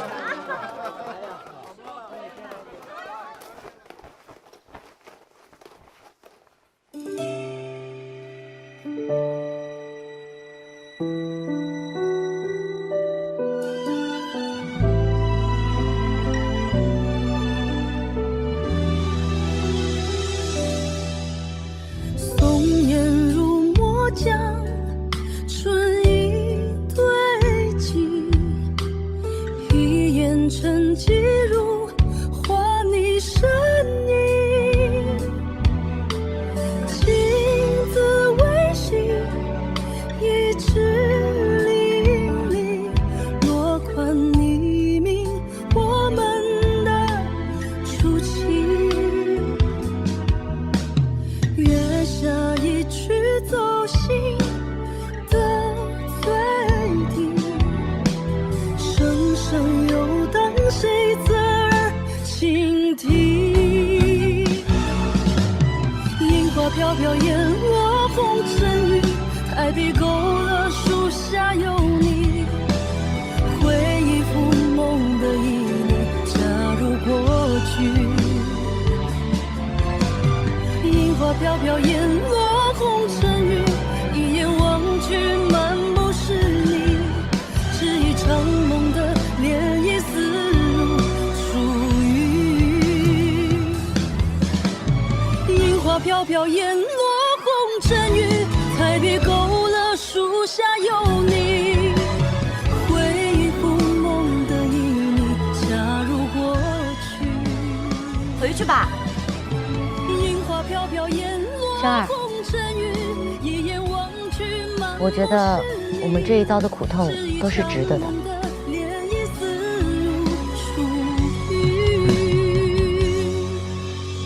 花影迷离我为你许。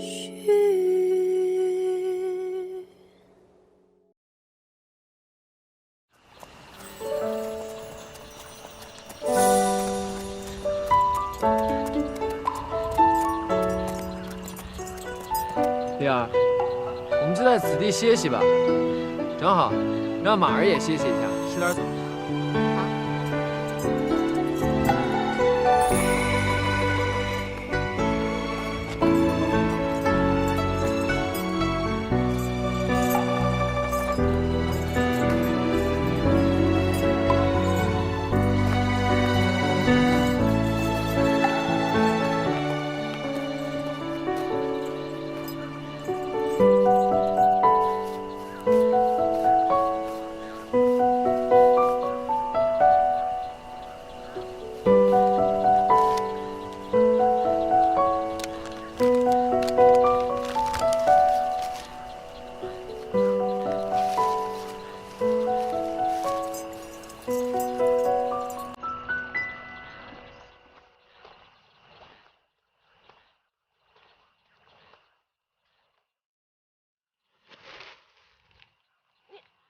说，你看到没有？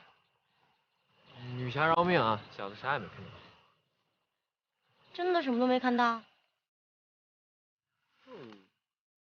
看着也不告诉你说，你看到了没有？你。你肯定看到。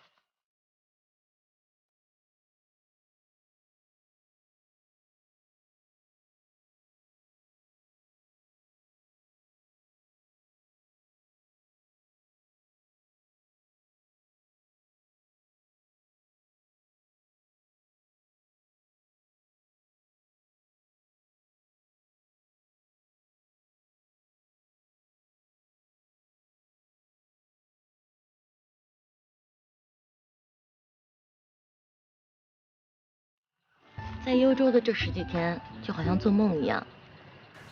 我怎么都没想到，我们现在可以安然无恙地坐在这里看风景。丽儿，你知道吗？我们分开这几天，我之所以把所有的精力都放在照顾病患上，就是因为我觉得我们在做着同一件事情，仿佛你就在我身边一样，便有了动力。我又何尝不是呢？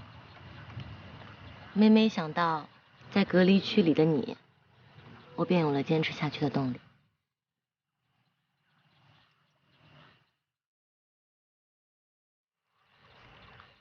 每次来到河边，我总能想到小时候。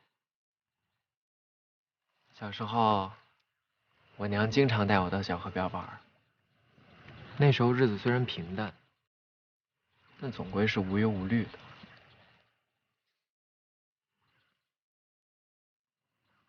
丽儿，那你小时候都去哪儿玩？冷离，你的童年是什么样的，我又怎能知晓？但你的未来一定会比阿七美好，请相信我。丽儿，丽儿，丽儿，啊？怎么了？没事儿。我看时候也差不多了，我们要不上马赶路吧？好。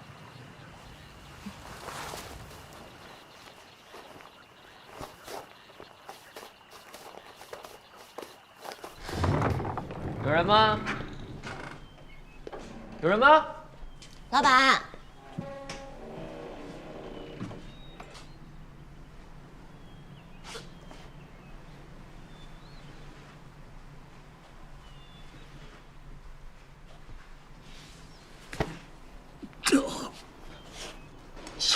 轩，发生什么事了？店里其他人呢？店里的人都被师尊三妖抓走了。山妖？喂，醒醒！喂，丽儿，怎么会有山妖呢？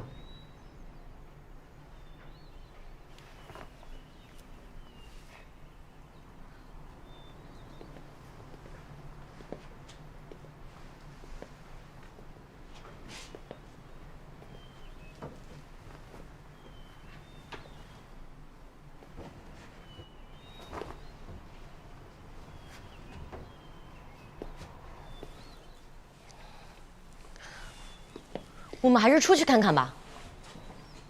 李儿，别去，万一有危险呢？我们如果不去的话，那边的人更加身处险境啊。可是我们只有2个人，我们可以去报官啊。你不去，我去。李儿，哎，你怎么那么不小心啊？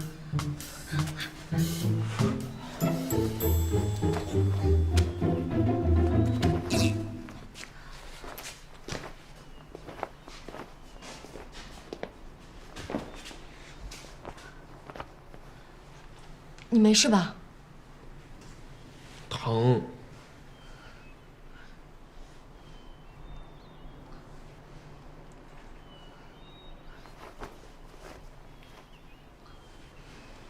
你能不能忍耐一下？如果我不去的话，那边的人和他们两个一样怎么办？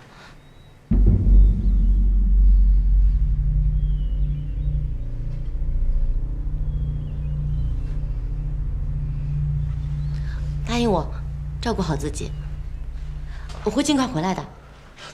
乖。李二，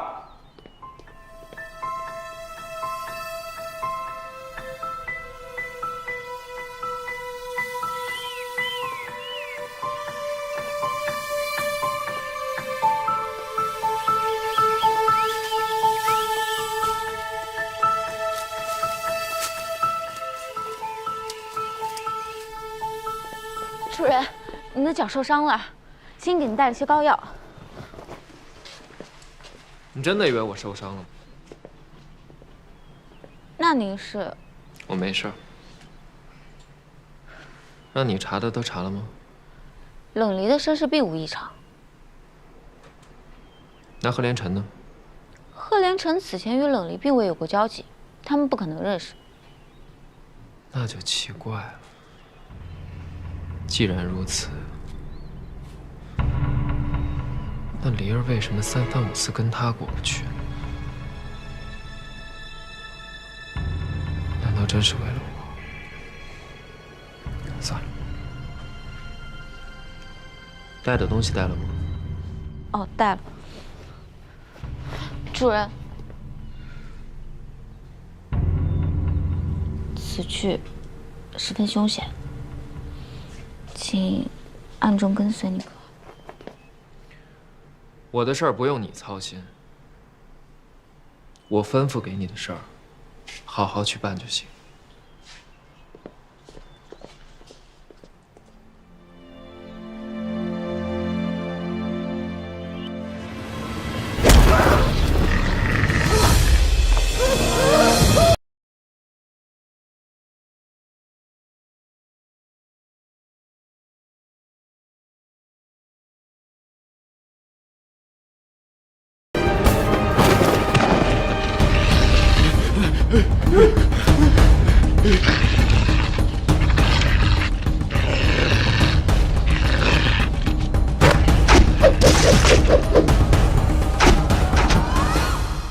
是你，姑娘，一个人来到这荒郊野岭，不怕被山妖抓走吗？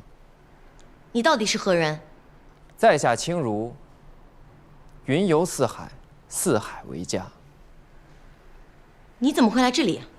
此地又不是姑娘的地盘，姑娘能来，在下就不能来吗？女侠，请留步！女侠，请留步！女侠，请留步！方才在下救了姑娘，连声谢谢都不说吗？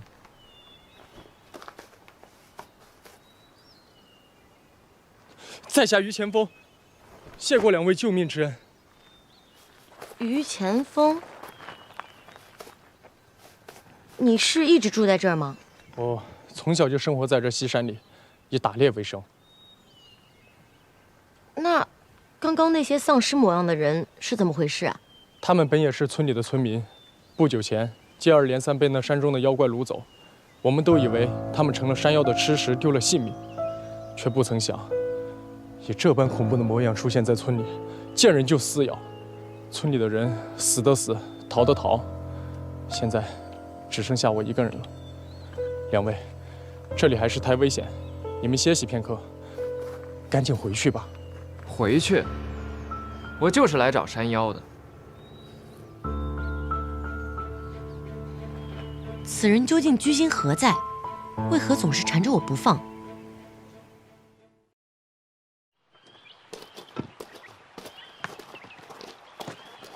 小心脚下啊！这西山啊，山高林密，道路崎岖，又时有瘴气阻挡。我作为猎户，对这山中环境比较熟悉。若是能助二位破解这山妖之谜，也算是给来世积德。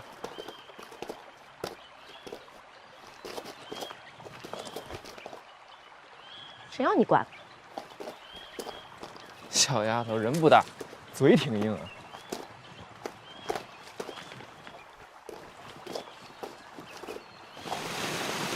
走。哎，前面，这天马上就要黑了，这前面有个山洞，我以前打猎的时候啊，经常在那里过夜。来，我带你们去吧。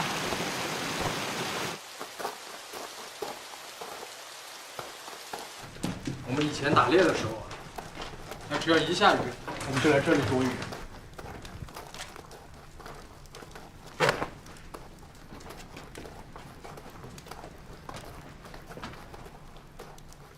就是这里了，这里什么都有。两位先休息一下，我去捡点柴火。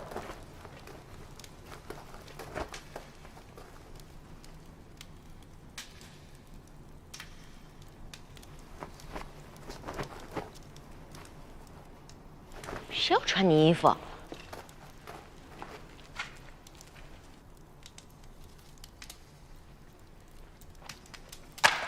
姑娘过来烤火，以免得了风寒。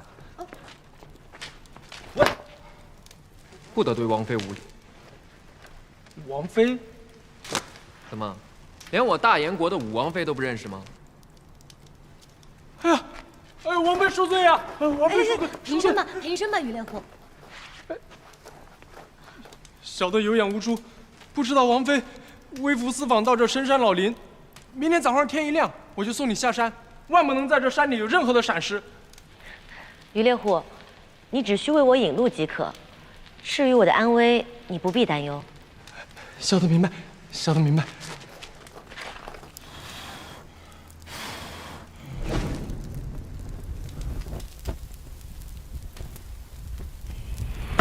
轩儿，轩儿，轩。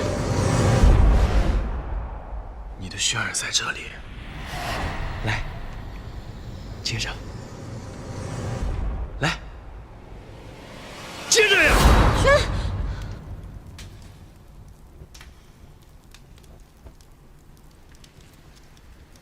做噩梦了？外面什么时候了？离天亮还早着呢，你再睡会儿呗。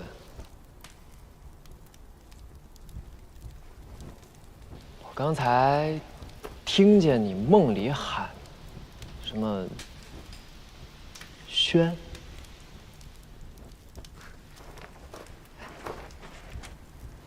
他是你什么人？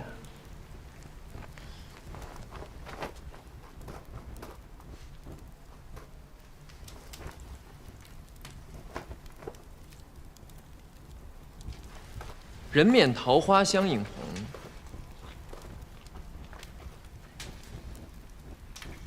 此刻王妃之言配此花，最为合适。这花，于烈火，于烈火，怎么了，王妃？此花乃西域毒树中的一种花草，需要由人血混于粘土才能生长。人血？这山洞哪来的人血呢？你是在哪里找到的？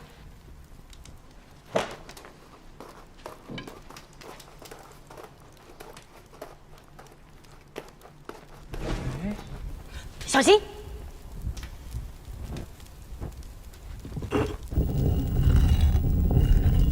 哎，你们看，这里有个密道。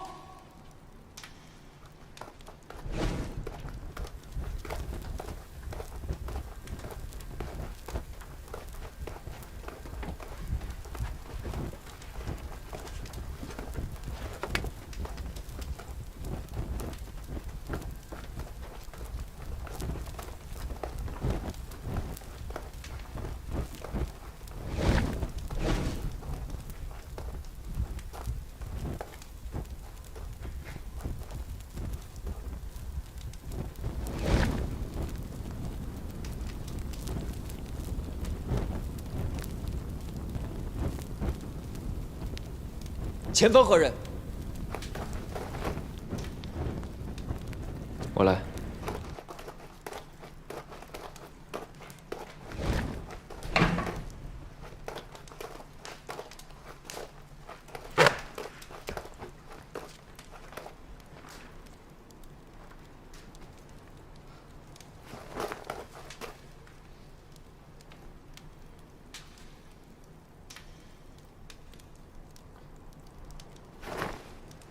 应该是中毒了，万不可靠近。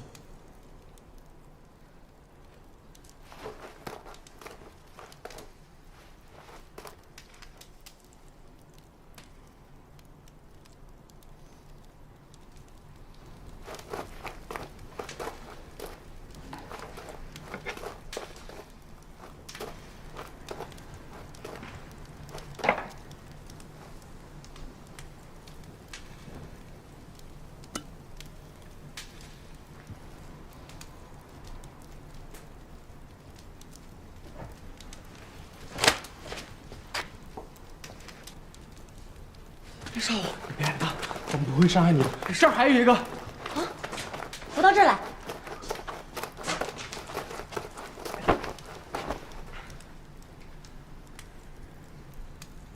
那些西山人为什么抓你们？我也不清楚，他们扮成山妖，把我们抓到此处，不打不骂，还给我们喂食。喂食？对，他们每隔几日就会带来些粮给我们吃。你们都吃了？对啊，一开始我不想吃，但饥饿难耐，只能靠洞里的粮充饥。那为何他们吃完变成那样，而你却没事？这我就不清楚了。先不说这些了，照顾好他们。等天亮以后，我下山去搬救兵。这些村民们也会带下山治疗。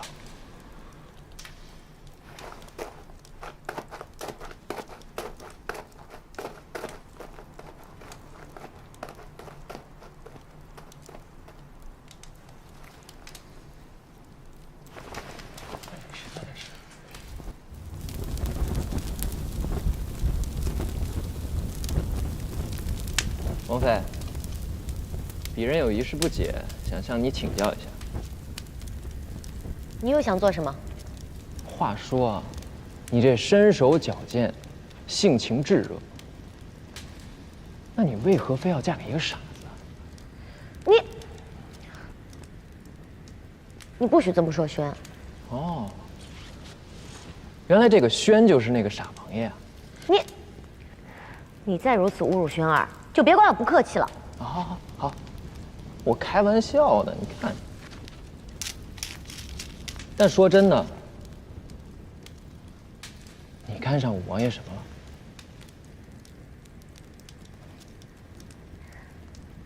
别人说他傻，他呆，但是在我眼里，他知寒知暖。任别人怎么说，只要他心里有我，那我就跟他一生一世。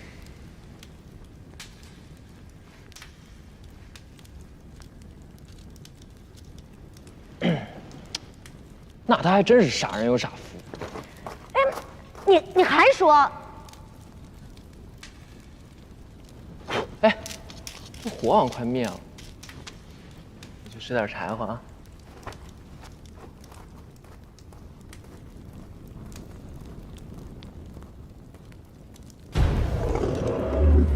别闹了！别闹了！别闹！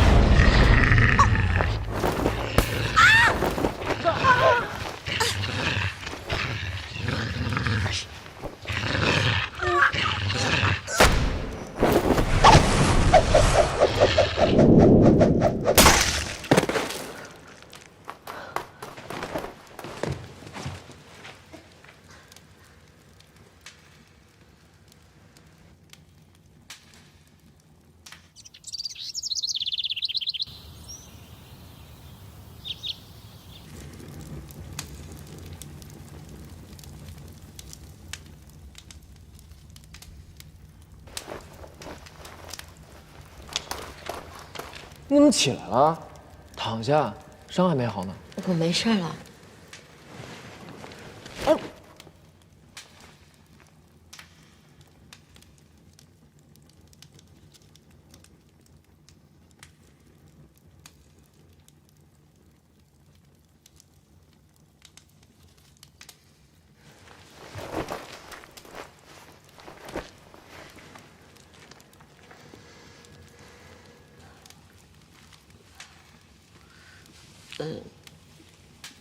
谢谢你又救了我一次。没事儿，你没事儿就好。我怕是太过想念轩儿，才会情不自禁。对，他只是恩人，轩儿才是我的爱人。我不能再以清如的身份出现了，必须要赶快变成贺连轩，这样才能更好的保护李儿。哎，你要去哪儿啊？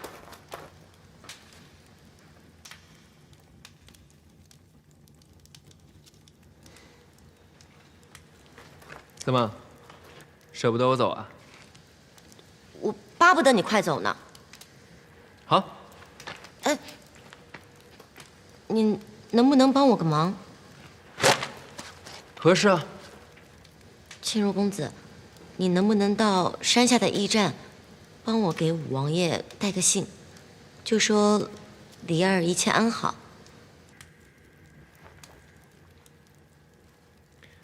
放心，我一定会把这句话带给武王爷的。那婉离先谢过清如公子了。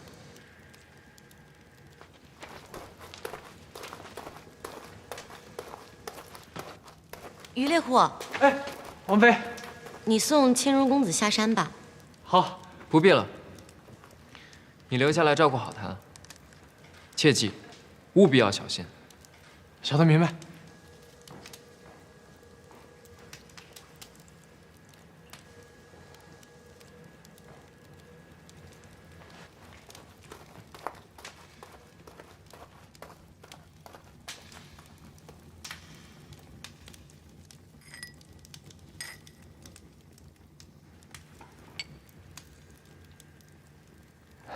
没想到，我大燕国还有如此体恤百姓的王妃。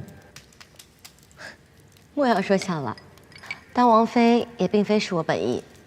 不过既然当了，那就好好把这个王妃做下去。哦，对了，于烈虎，你们村里的人都走光了，为何你还留守在村里啊？这个说来可笑。我留在村里，是为了等我家中那糟糠之妻。令妻缘何不在村里？前不久，带着孩子回幽州娘家探亲，不曾想发生了10亿，这便断了联系。我怕他回来找不到我，我便留在了村里。想想，这也过去1个多月了。放心，你与爱妻心有所归，定能重聚。要不你先出去放松放松心情，顺便也看一下外面的情况。好，那我出去看着，有什么情况我们随时接应。好，注意安全，一切小心。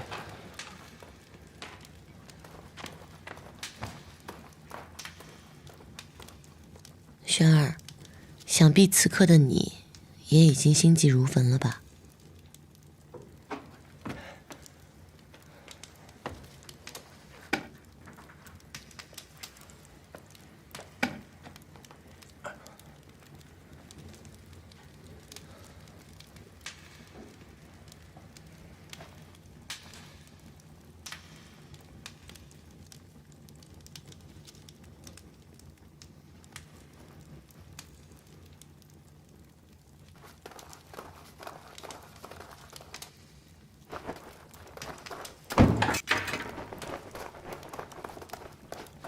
王妃，王妃，王妃，你快出来！快，外面有情况，是西山人。不行，我得回去好好了解情况。嘿，王妃，里面太危险了！你注意安全，把门关上。王妃。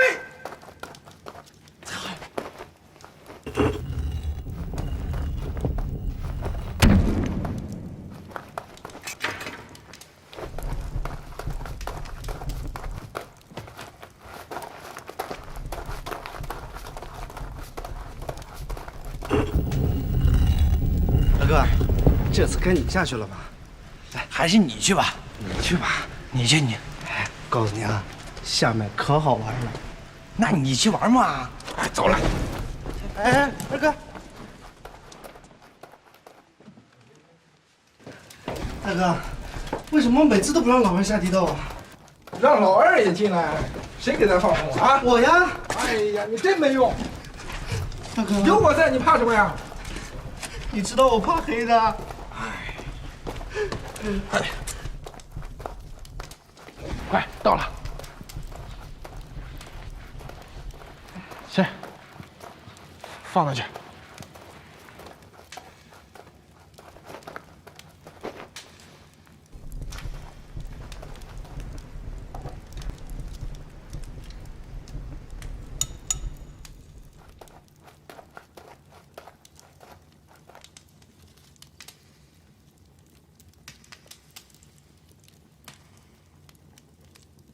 原来，他们是在用这些人练蛊毒，可这究竟是何种蛊呢？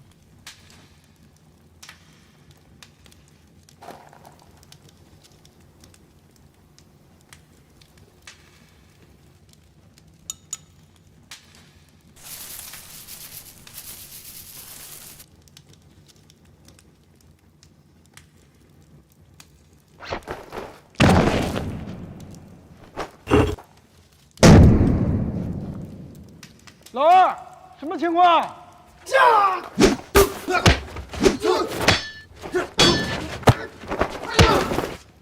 二哥，你别开玩笑了，弟弟胆子小，你别吓我啊！喊什么呀？这么远他能听得见？大哥，我害怕。哎，别偷懒了，干活去。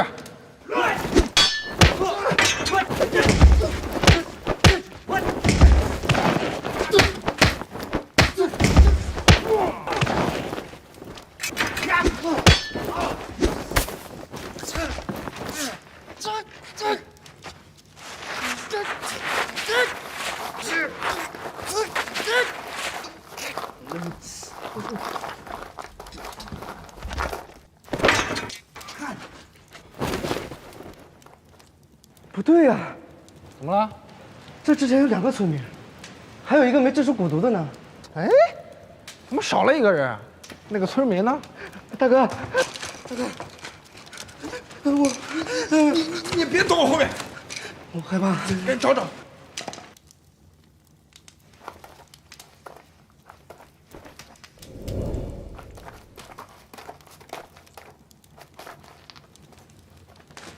老二，不见了！老三，老三，看不见了！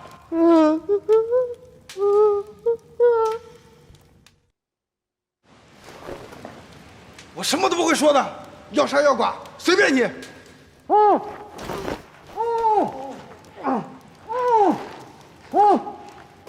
要不你先说。说，你们谁才是管事的？当然是我大哥。就他，也配当大哥？我大哥年纪最大，自然由他管事。我和二哥都听他指挥。都什么年代了，你们还论资排辈呢？年纪大就代表聪明才能高吗？怪不得天天让你跟他下这黑漆漆的地道来。此话怎讲？你们3人之中，你最胆小，可是你大哥偏不让老二下来，偏让你干这苦差事。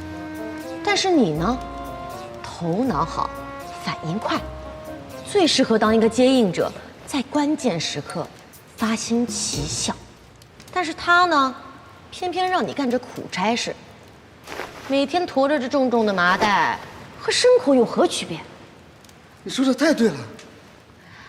作为一个优秀的管理者，最重要的就是把正确的人才放在正确的位置。我看你这大哥管理能力属实匮乏，尚不如你呢。是，其实我早就发现了。其实我大哥在很多方面都欠缺考虑，就比如说如何运用我老二这个问题。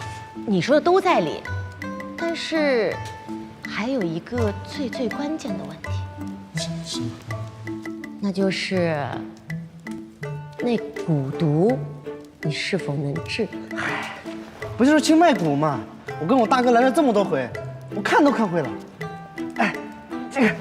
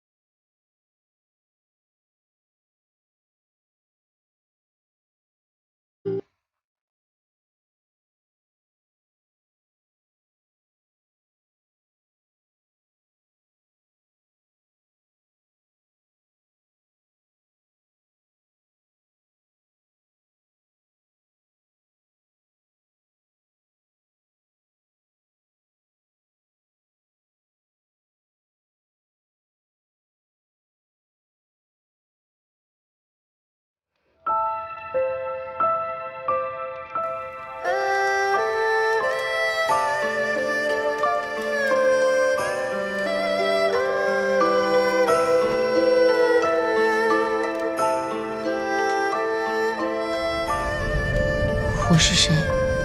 阿七还是冷离？我是死了吗？我这是要去哪儿？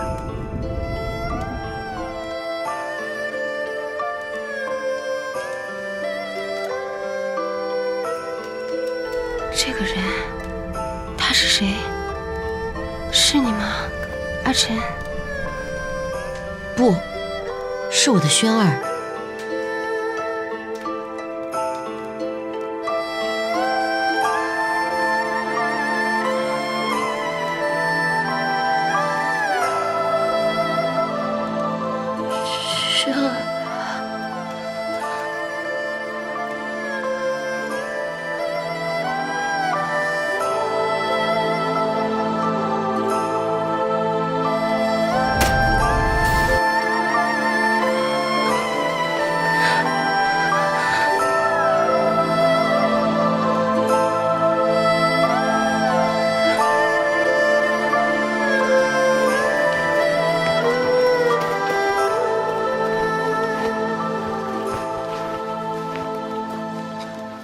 灵儿，灵儿，灵儿，你怎么样？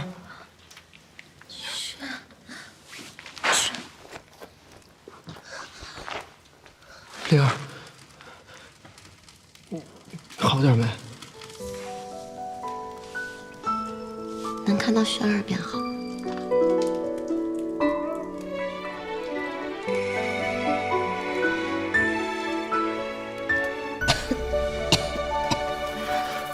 上没上哪儿？轩儿，他死了吗？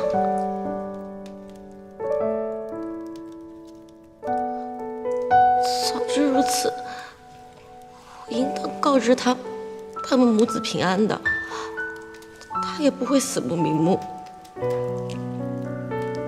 你还记得幽州城外？ 我们遇见的那对母子吗？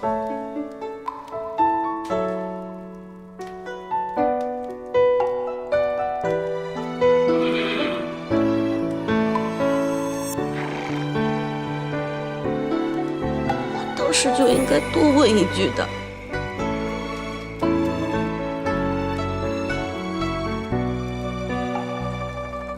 李儿，别太自责。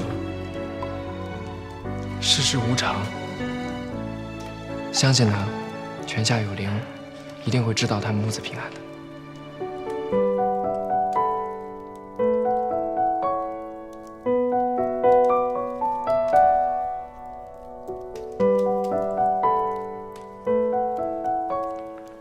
李儿，我此生此世都不愿与你再分开了。那便永远不分开。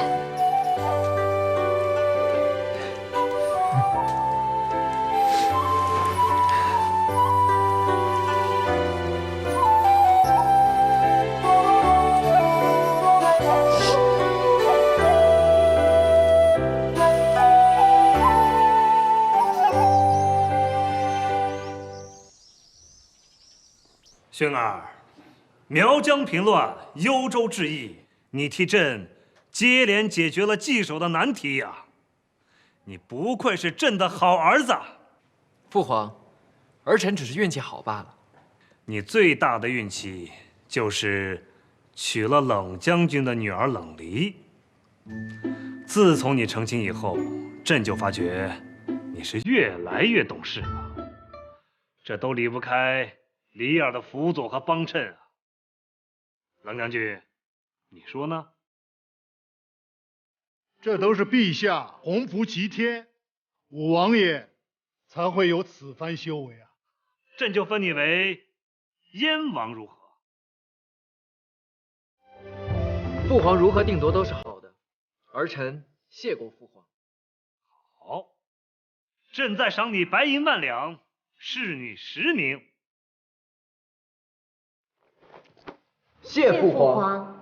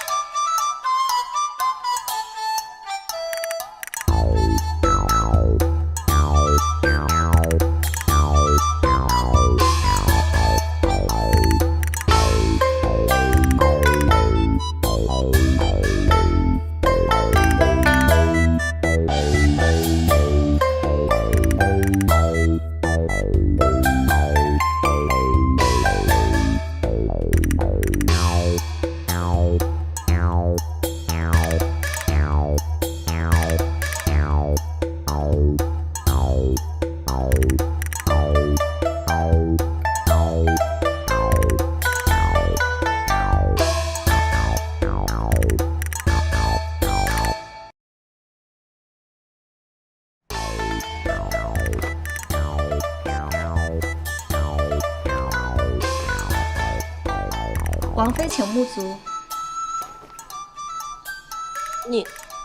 你什么时候进来的？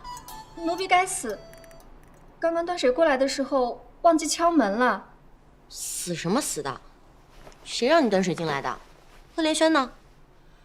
王爷正在沐浴，奴婢刚刚端水过来的时候才替他宽衣。啊？王妃也要沐浴吗？那我去催王爷快些洗。行了行了，把水放下吧。奴婢告退。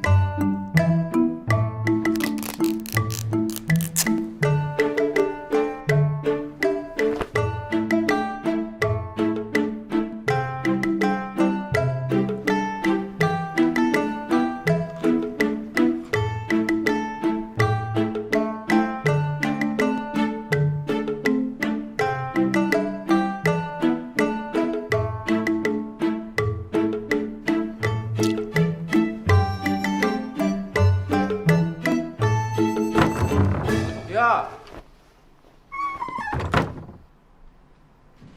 莲儿，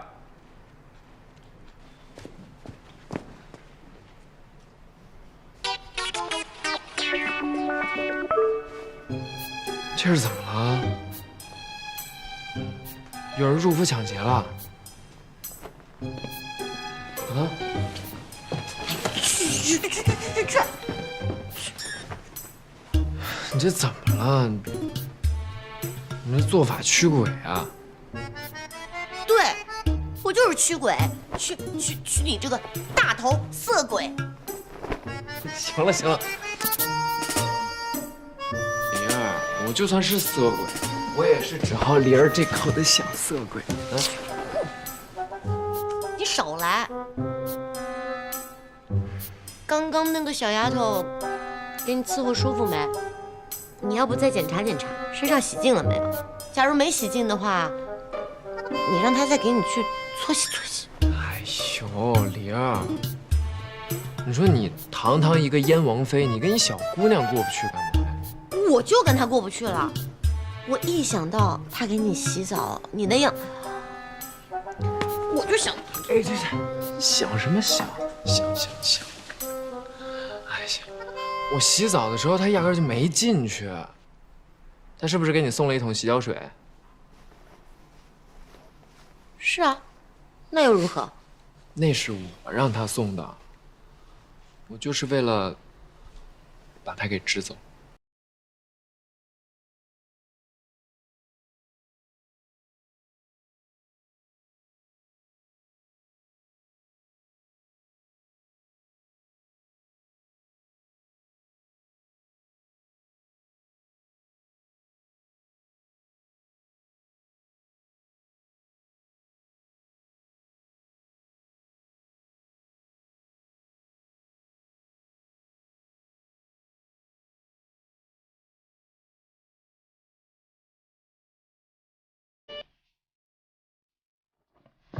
哇，下了吧？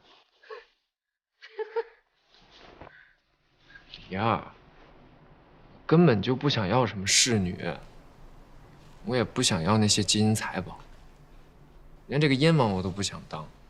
轩儿，不要胡说。我没胡说，我一想到这些金银财宝总有人惦记着，我心里就不舒服，我就心慌。轩儿，这都是你应得的。我们为了他们付出了那么多，冒了那么多险，该享受的时候就要享受啊。可是我只想跟你归隐山林，只有我们2个人，再无纷扰。轩儿，我明白你的意思，以后总有一天我们会过上归隐山林平淡的日子，但绝对不是现在。我冷离想要的是一个顶天立地的男子汉，你现在处在这个位置，就要承受他带来的重量，你明白吗？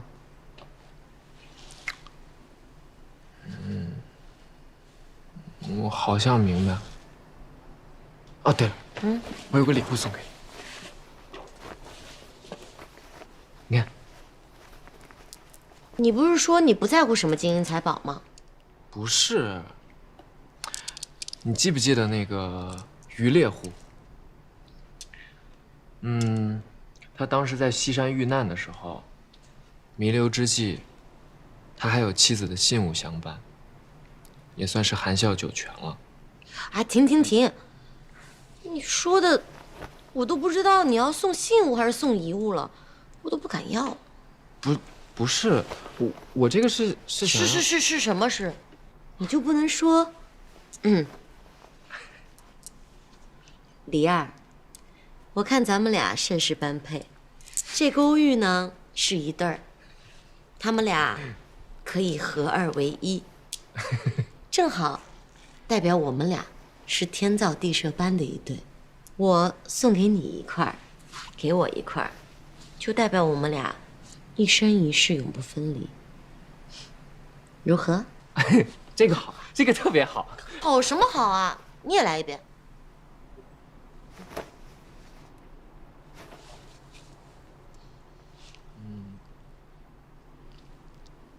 梨儿，因为你我是天造地设的一对儿，所以呢，哎，好像不对。哦，对，这块玉特别好，所以呢，你一块儿，我一块儿，然后我们就。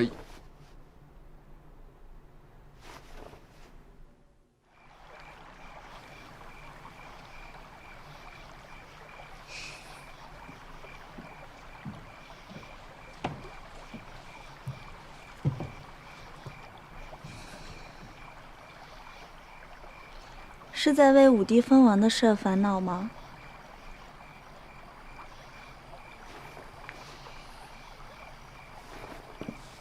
明日解禁之期已到，我陪你去散散心吧。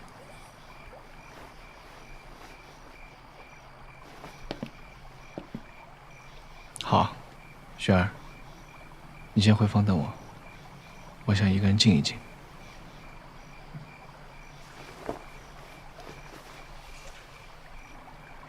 好，那我回房间等你。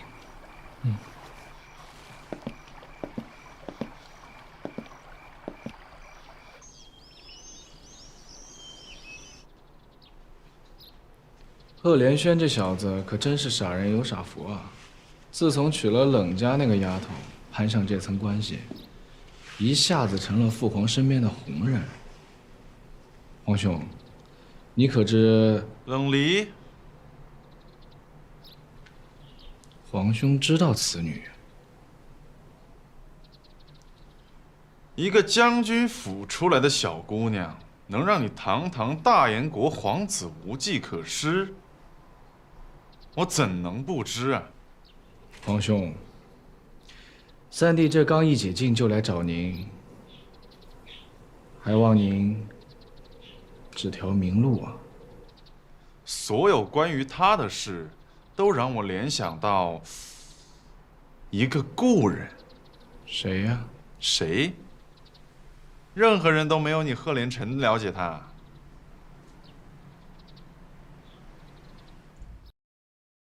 轩儿，轩儿，皇兄，今日怎么有闲暇时间来看武帝了？我今日是特地来祝贺武帝和弟妹的。哎，怎么没看到弟妹啊？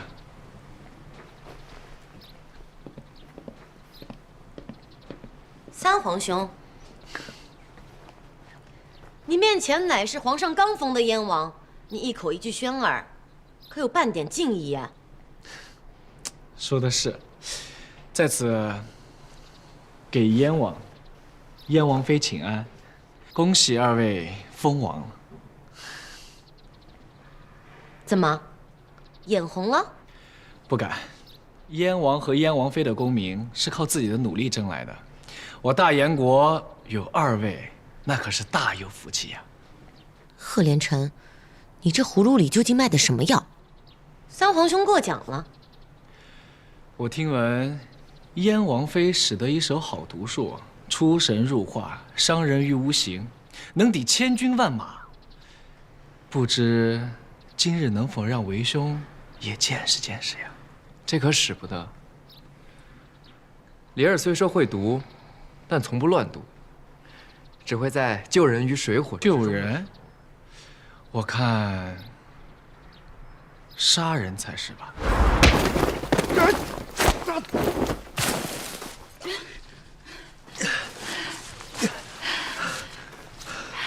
你没事吧？这没事。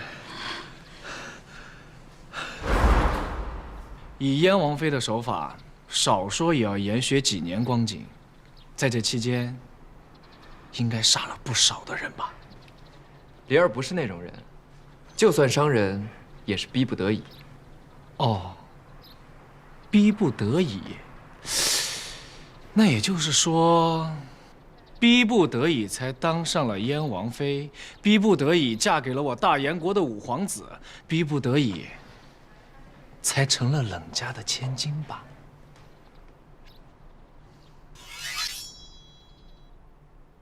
兄，时辰不早了，要不然到偏店用些善品吧。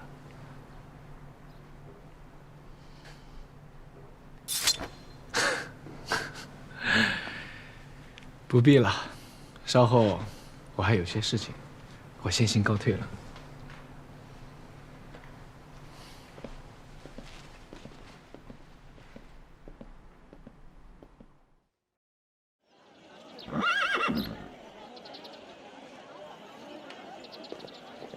王爷、王妃，马匹已经给你们准备好了，还有其他吩咐吗？没了，有劳管家。王爷别这么客气，这些都是小的应该做的。哦，对了，王爷，这府门上的匾额已经换好了，请您们过目。王爷、王妃尽管出去游玩放松，这家里的事情，小的们自会处理。有劳。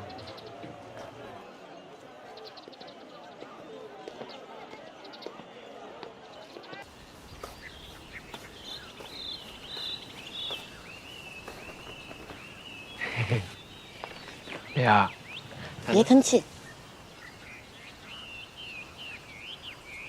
哦。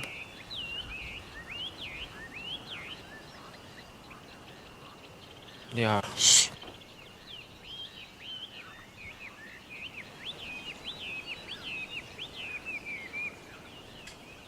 将来归隐山林，与万物齐名，也算是人生的一件乐事了。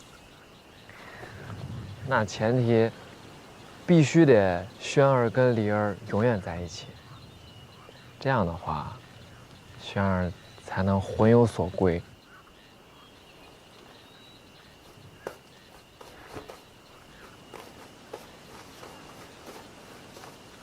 梨儿，你放心，我一定会让你过上好日子的。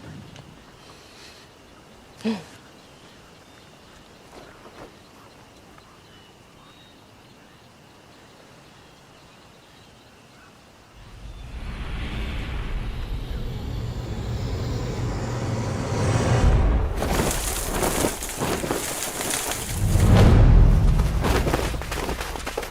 你们是何人？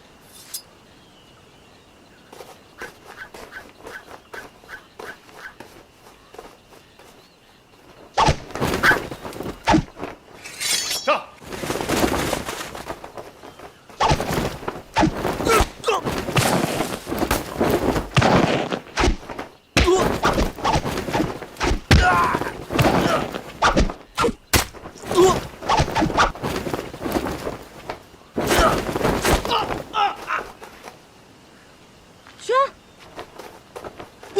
你怎么受伤了？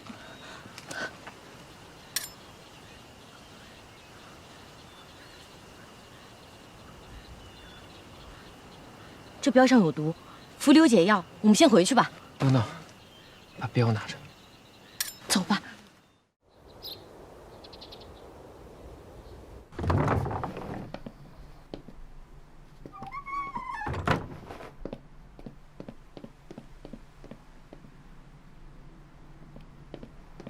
主人，您的伤没事吧？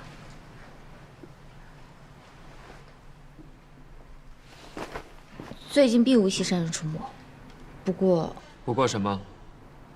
江湖传闻，有人打算密谋刺杀皇上。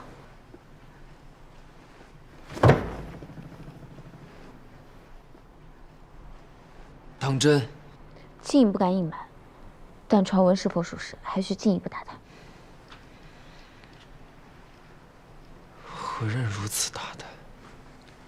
事关重大，主人是否需要觐见提醒皇上增派守卫？不可。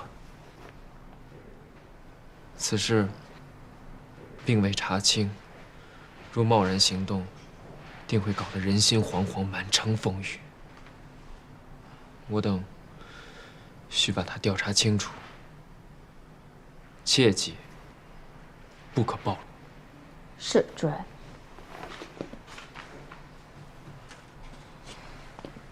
对了，主人，冷离那边，以后冷离的事儿，莫要过问。是，主人。下去吧。您多保重。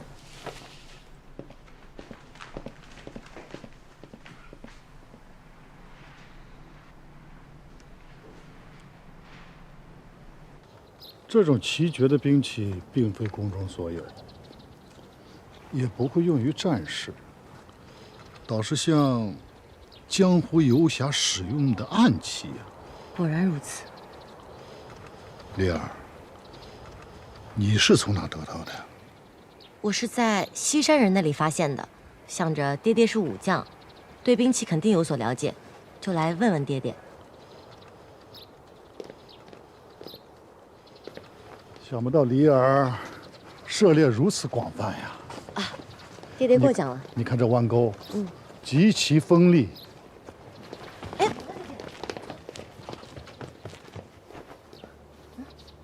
据我所知，京城当中确有一人。究竟是何人如此神秘？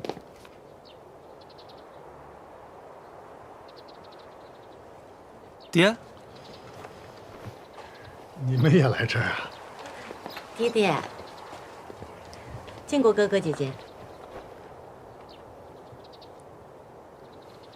见过燕王妃。见过燕王妃。不必多礼。过去的事情，还想说一声对不起了。我回想了一下，之前毁你双眼，我确实做的有一些过火，但是过去的事情就已经过去了。以后在家里，我就是爹爹的好女儿，你们的妹妹。甚好，甚好啊！哎，风儿，梨儿这有一件奇怪的兵器，你就带她去一趟城东，找一下独眼黄铁匠，问一问是否出自他手。凤儿这便去。那梨儿先谢过兄长了。小事一桩，不必言谢。灵儿，你这是去参加琴会啊？正是。灵儿要是感兴趣，也可以一同前往啊。爹，您忘了，梨儿打小就不喜音律，这琴会啊，我怕是欣赏不来。那既如此，就不劳烦妹妹陪同了，灵儿自己前往云府便是。云府？琴会在云府？是啊，今年的琴会可是由三王妃云璇一手操办的。那我倒想去看看了。弟弟，告辞。走吧。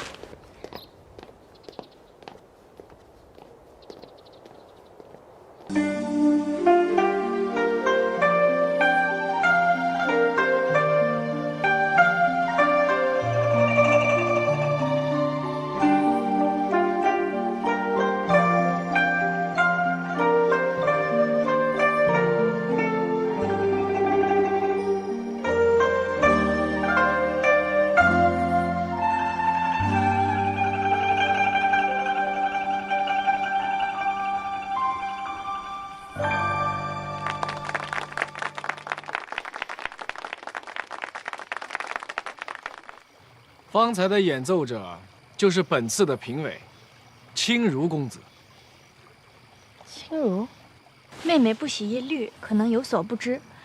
这清如公子啊，可是秦圣慕白的徒弟，传说他风流倜傥，一表人才，更是抚琴的高手。啊，原来如此。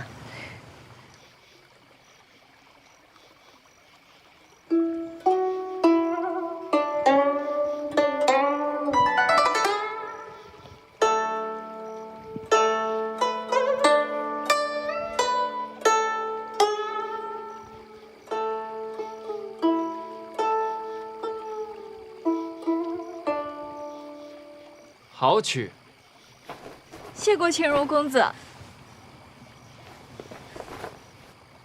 姐姐的琴艺真不错，谢谢妹妹。冷姑娘的琴艺着实高超。接下来，且听我爱妃云璇的弹奏。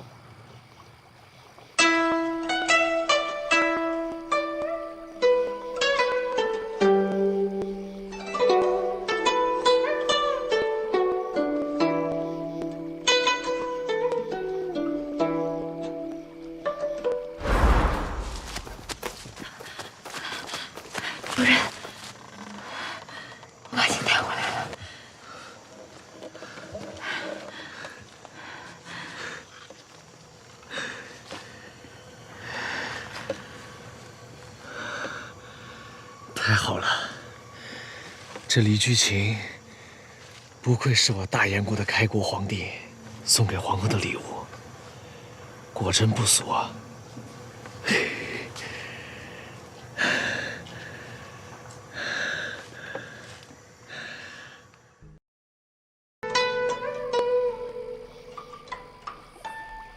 我总有一天会把失去的给夺回来，而你也会在那一天变得一无所有。梨儿，梨儿，梨儿可是身体有恙，方才见你似是有些恍惚。无事，只是看到三王妃的琴，不由得多瞧了瞧。看来梨儿这琴也并非一窍不通嘛。那琴啊，唤作离居，确是把不可多得的好琴呢。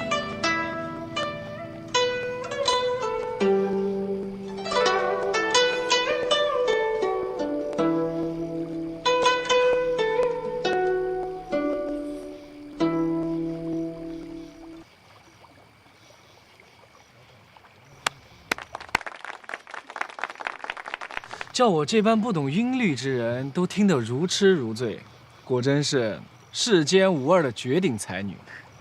多谢承安夸奖。青如公子觉得如何？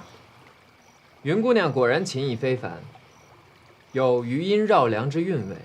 但鄙人之所以思索良久，还是因为这曲子。怎么说？这曲子并非中原之音律，倒像是来自异域。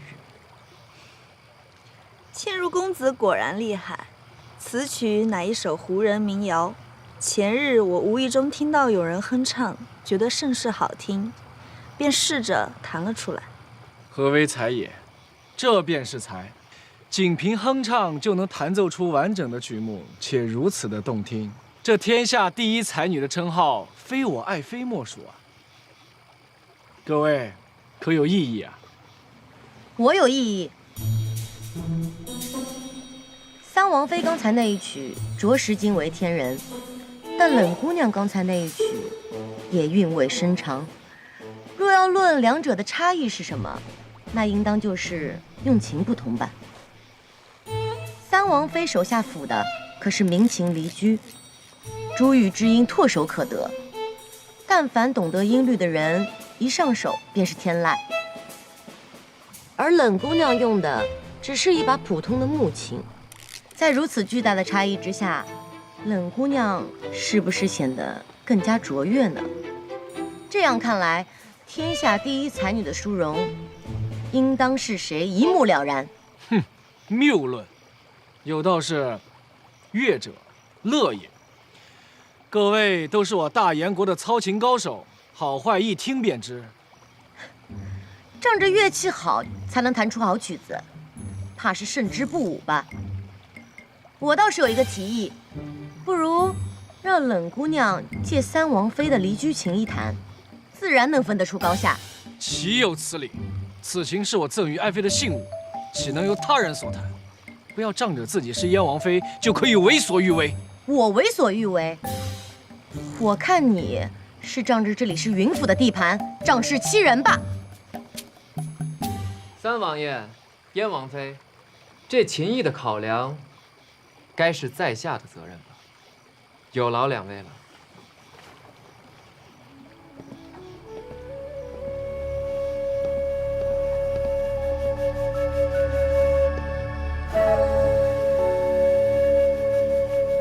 乐者，由心而生，感于物，而动故发于声。身外之气，只是心生之用而已。我此行匆忙，并未带琴出来。现手中这张琴，是在门口一位琴童手中借的。方才冷姑娘用一张普通的木琴，却弹出如此深沉幽怨之意境，画心于音律之中，这才是真正的声情合一。而云姑娘的一曲虽婉转动人，琴意非凡，但却能听得出，这琴艺当中未能共情。由此可见，燕国第一才女的头衔，非冷姑娘莫属。谢过青如公子，谢谢妹妹。你，莫要动怒，不过一个头衔罢了。圣旨到，亲如接旨。奉天承运，皇帝诏曰：特邀亲如公子于明日戌时，携三皇妃之名琴，离居进宫演奏，钦此。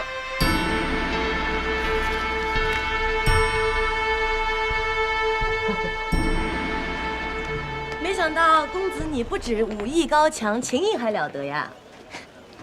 莫非姑娘对琴艺颇有研究？若是对这离居琴感兴趣的话，在下便可送给你。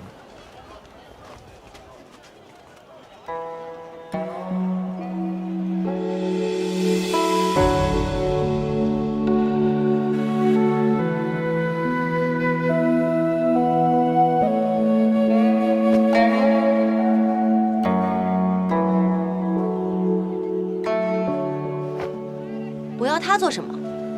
这只不过是一件让人炫耀的器物罢了。还是公子你拿去展示你的琴艺吧。既然如此，那青如先告辞。上次在西山，谢谢你及时报信，这个人情下次我一定还给你。姑娘果然好手，不过这人情得是双份的。这次又不是我让你帮我的。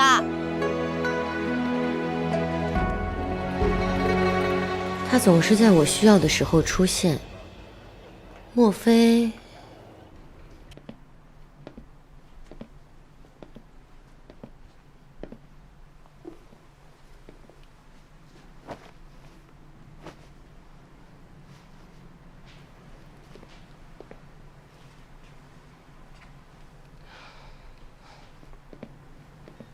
轩儿，轩儿想什么呢？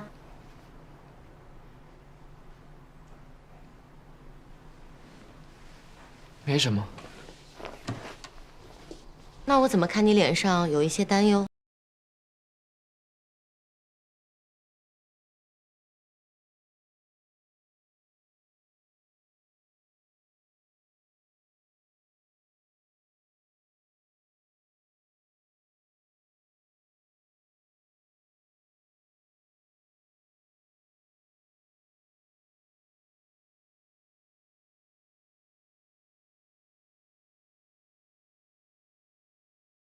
快快请进。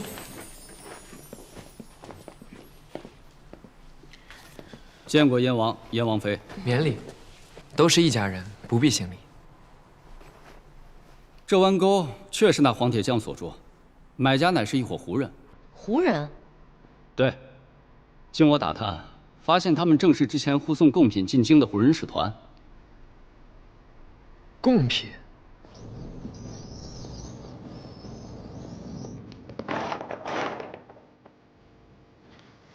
这儿没有。我这边也没有。看来这条线索断了，我们还是回去从长计议吧。可是除了这些，我没有其他门路了。先回去再说嘛。库房中地不宜久留。走。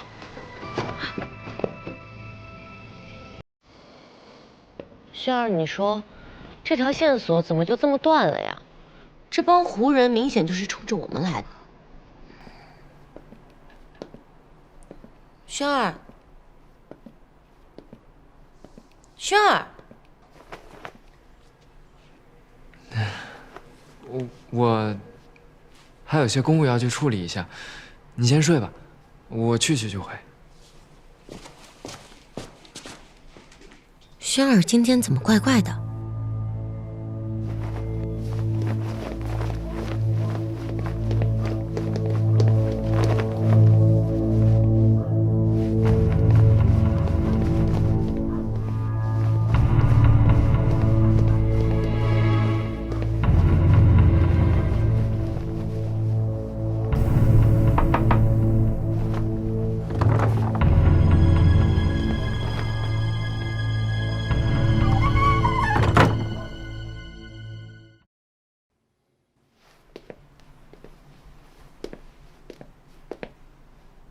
快一些，戌时快到了。这就好。什么也别告诉他，一切由我解释。是，主任。贺连山，开门啊，贺连山！喂！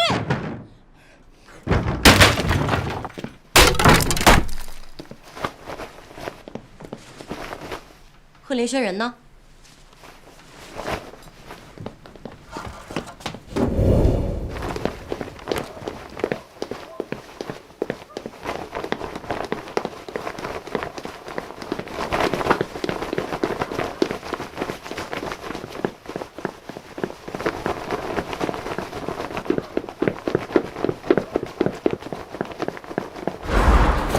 在下清如，云游四海，四海为家。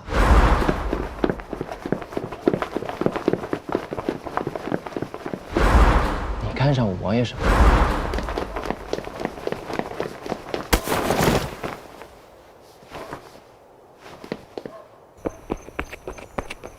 王妃，你听我说，没什么好说的。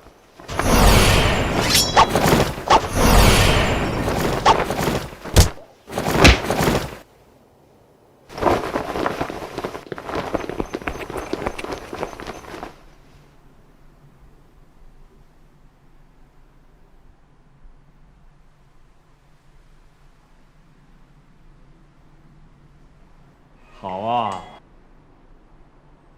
父皇，儿臣知道近日来您操劳国事，需要颐养龙体。楚儿啊，这帮歌姬你是从哪找来的呀？这批狐女歌姬是儿臣千里迢迢从西域选择而来，经过数日的训练，训练出这支惊为天人的霓裳羽衣舞，献于父皇。父皇，您可还满意？不错，不错啊！啊，哎，你看，步若惊鸿啊，貌若天仙呐！五儿能有这番心意，为父甚感欣慰啊！说吧，要什么赏赐？父皇，您见外了，只要您开心，儿臣做什么都是应该的。来，父皇，哎，我给您买上。好。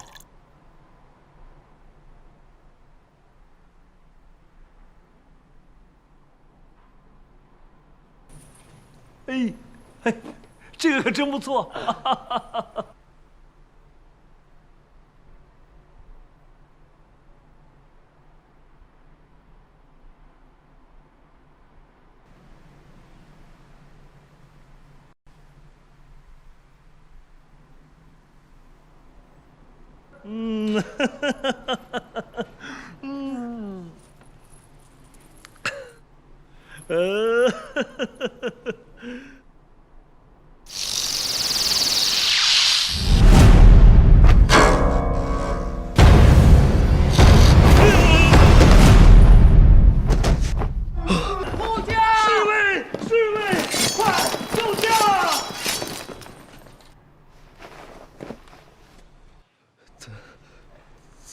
怎么回事？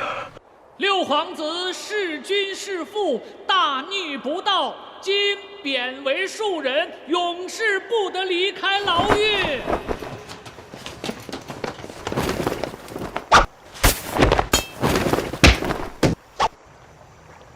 主人也是身不由己。灵儿，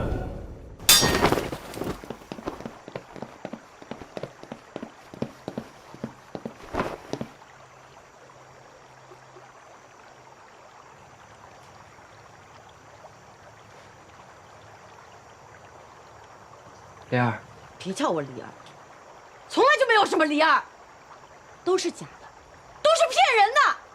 莲儿，你听我说。你别过来。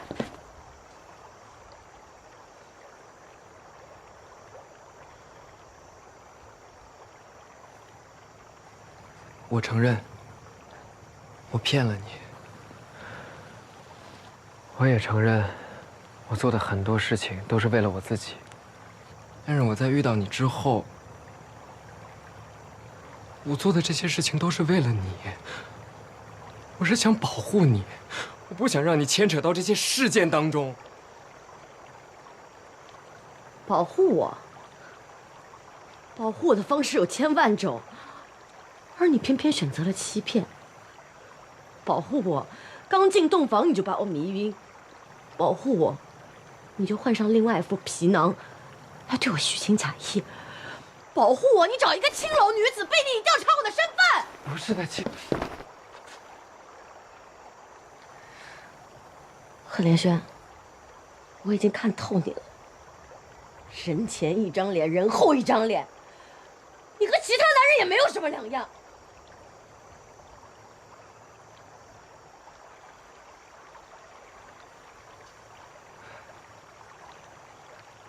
莲儿，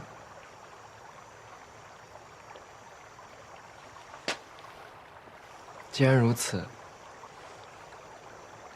那你便杀了我。如果能让你好受一些的话，啊？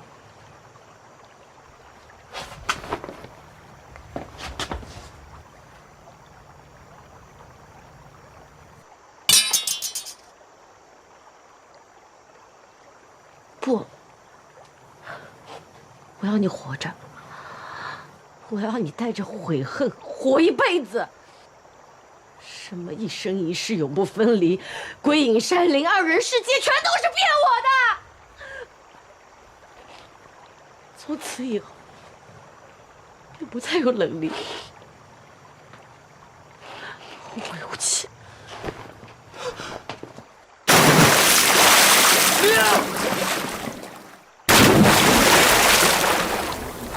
主人。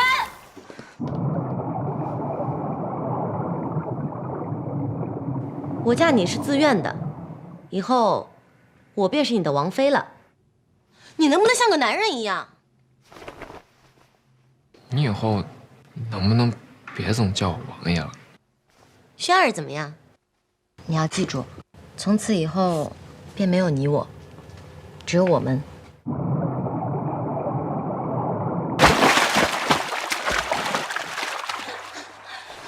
主人。需要休息。灵儿，主人，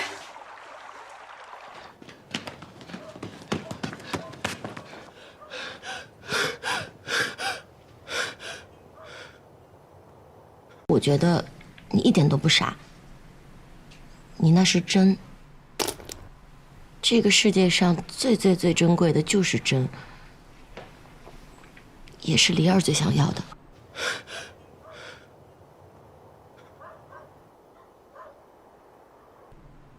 那前提必须得轩儿跟梨儿永远在一起，这样的话，轩儿才能魂有所归。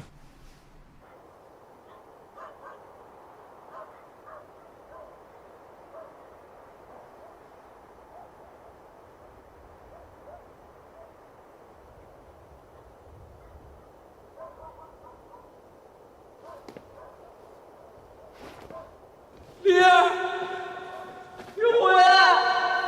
梨儿，你回来！梨儿，你回来！梨儿，梨儿，你回来！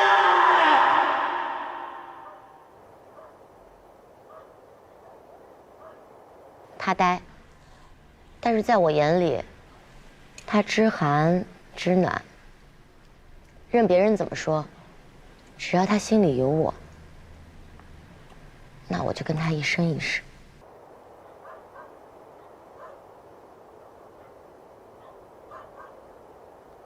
这个欧玉呢是一对儿，他们俩可以合二为一，正好代表我们俩是天造地设般的一对。我送给你一块儿，我一块儿，就代表我们俩一生一世永不分离。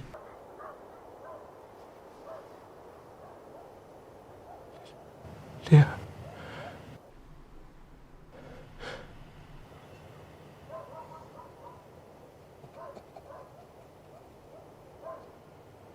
我错了。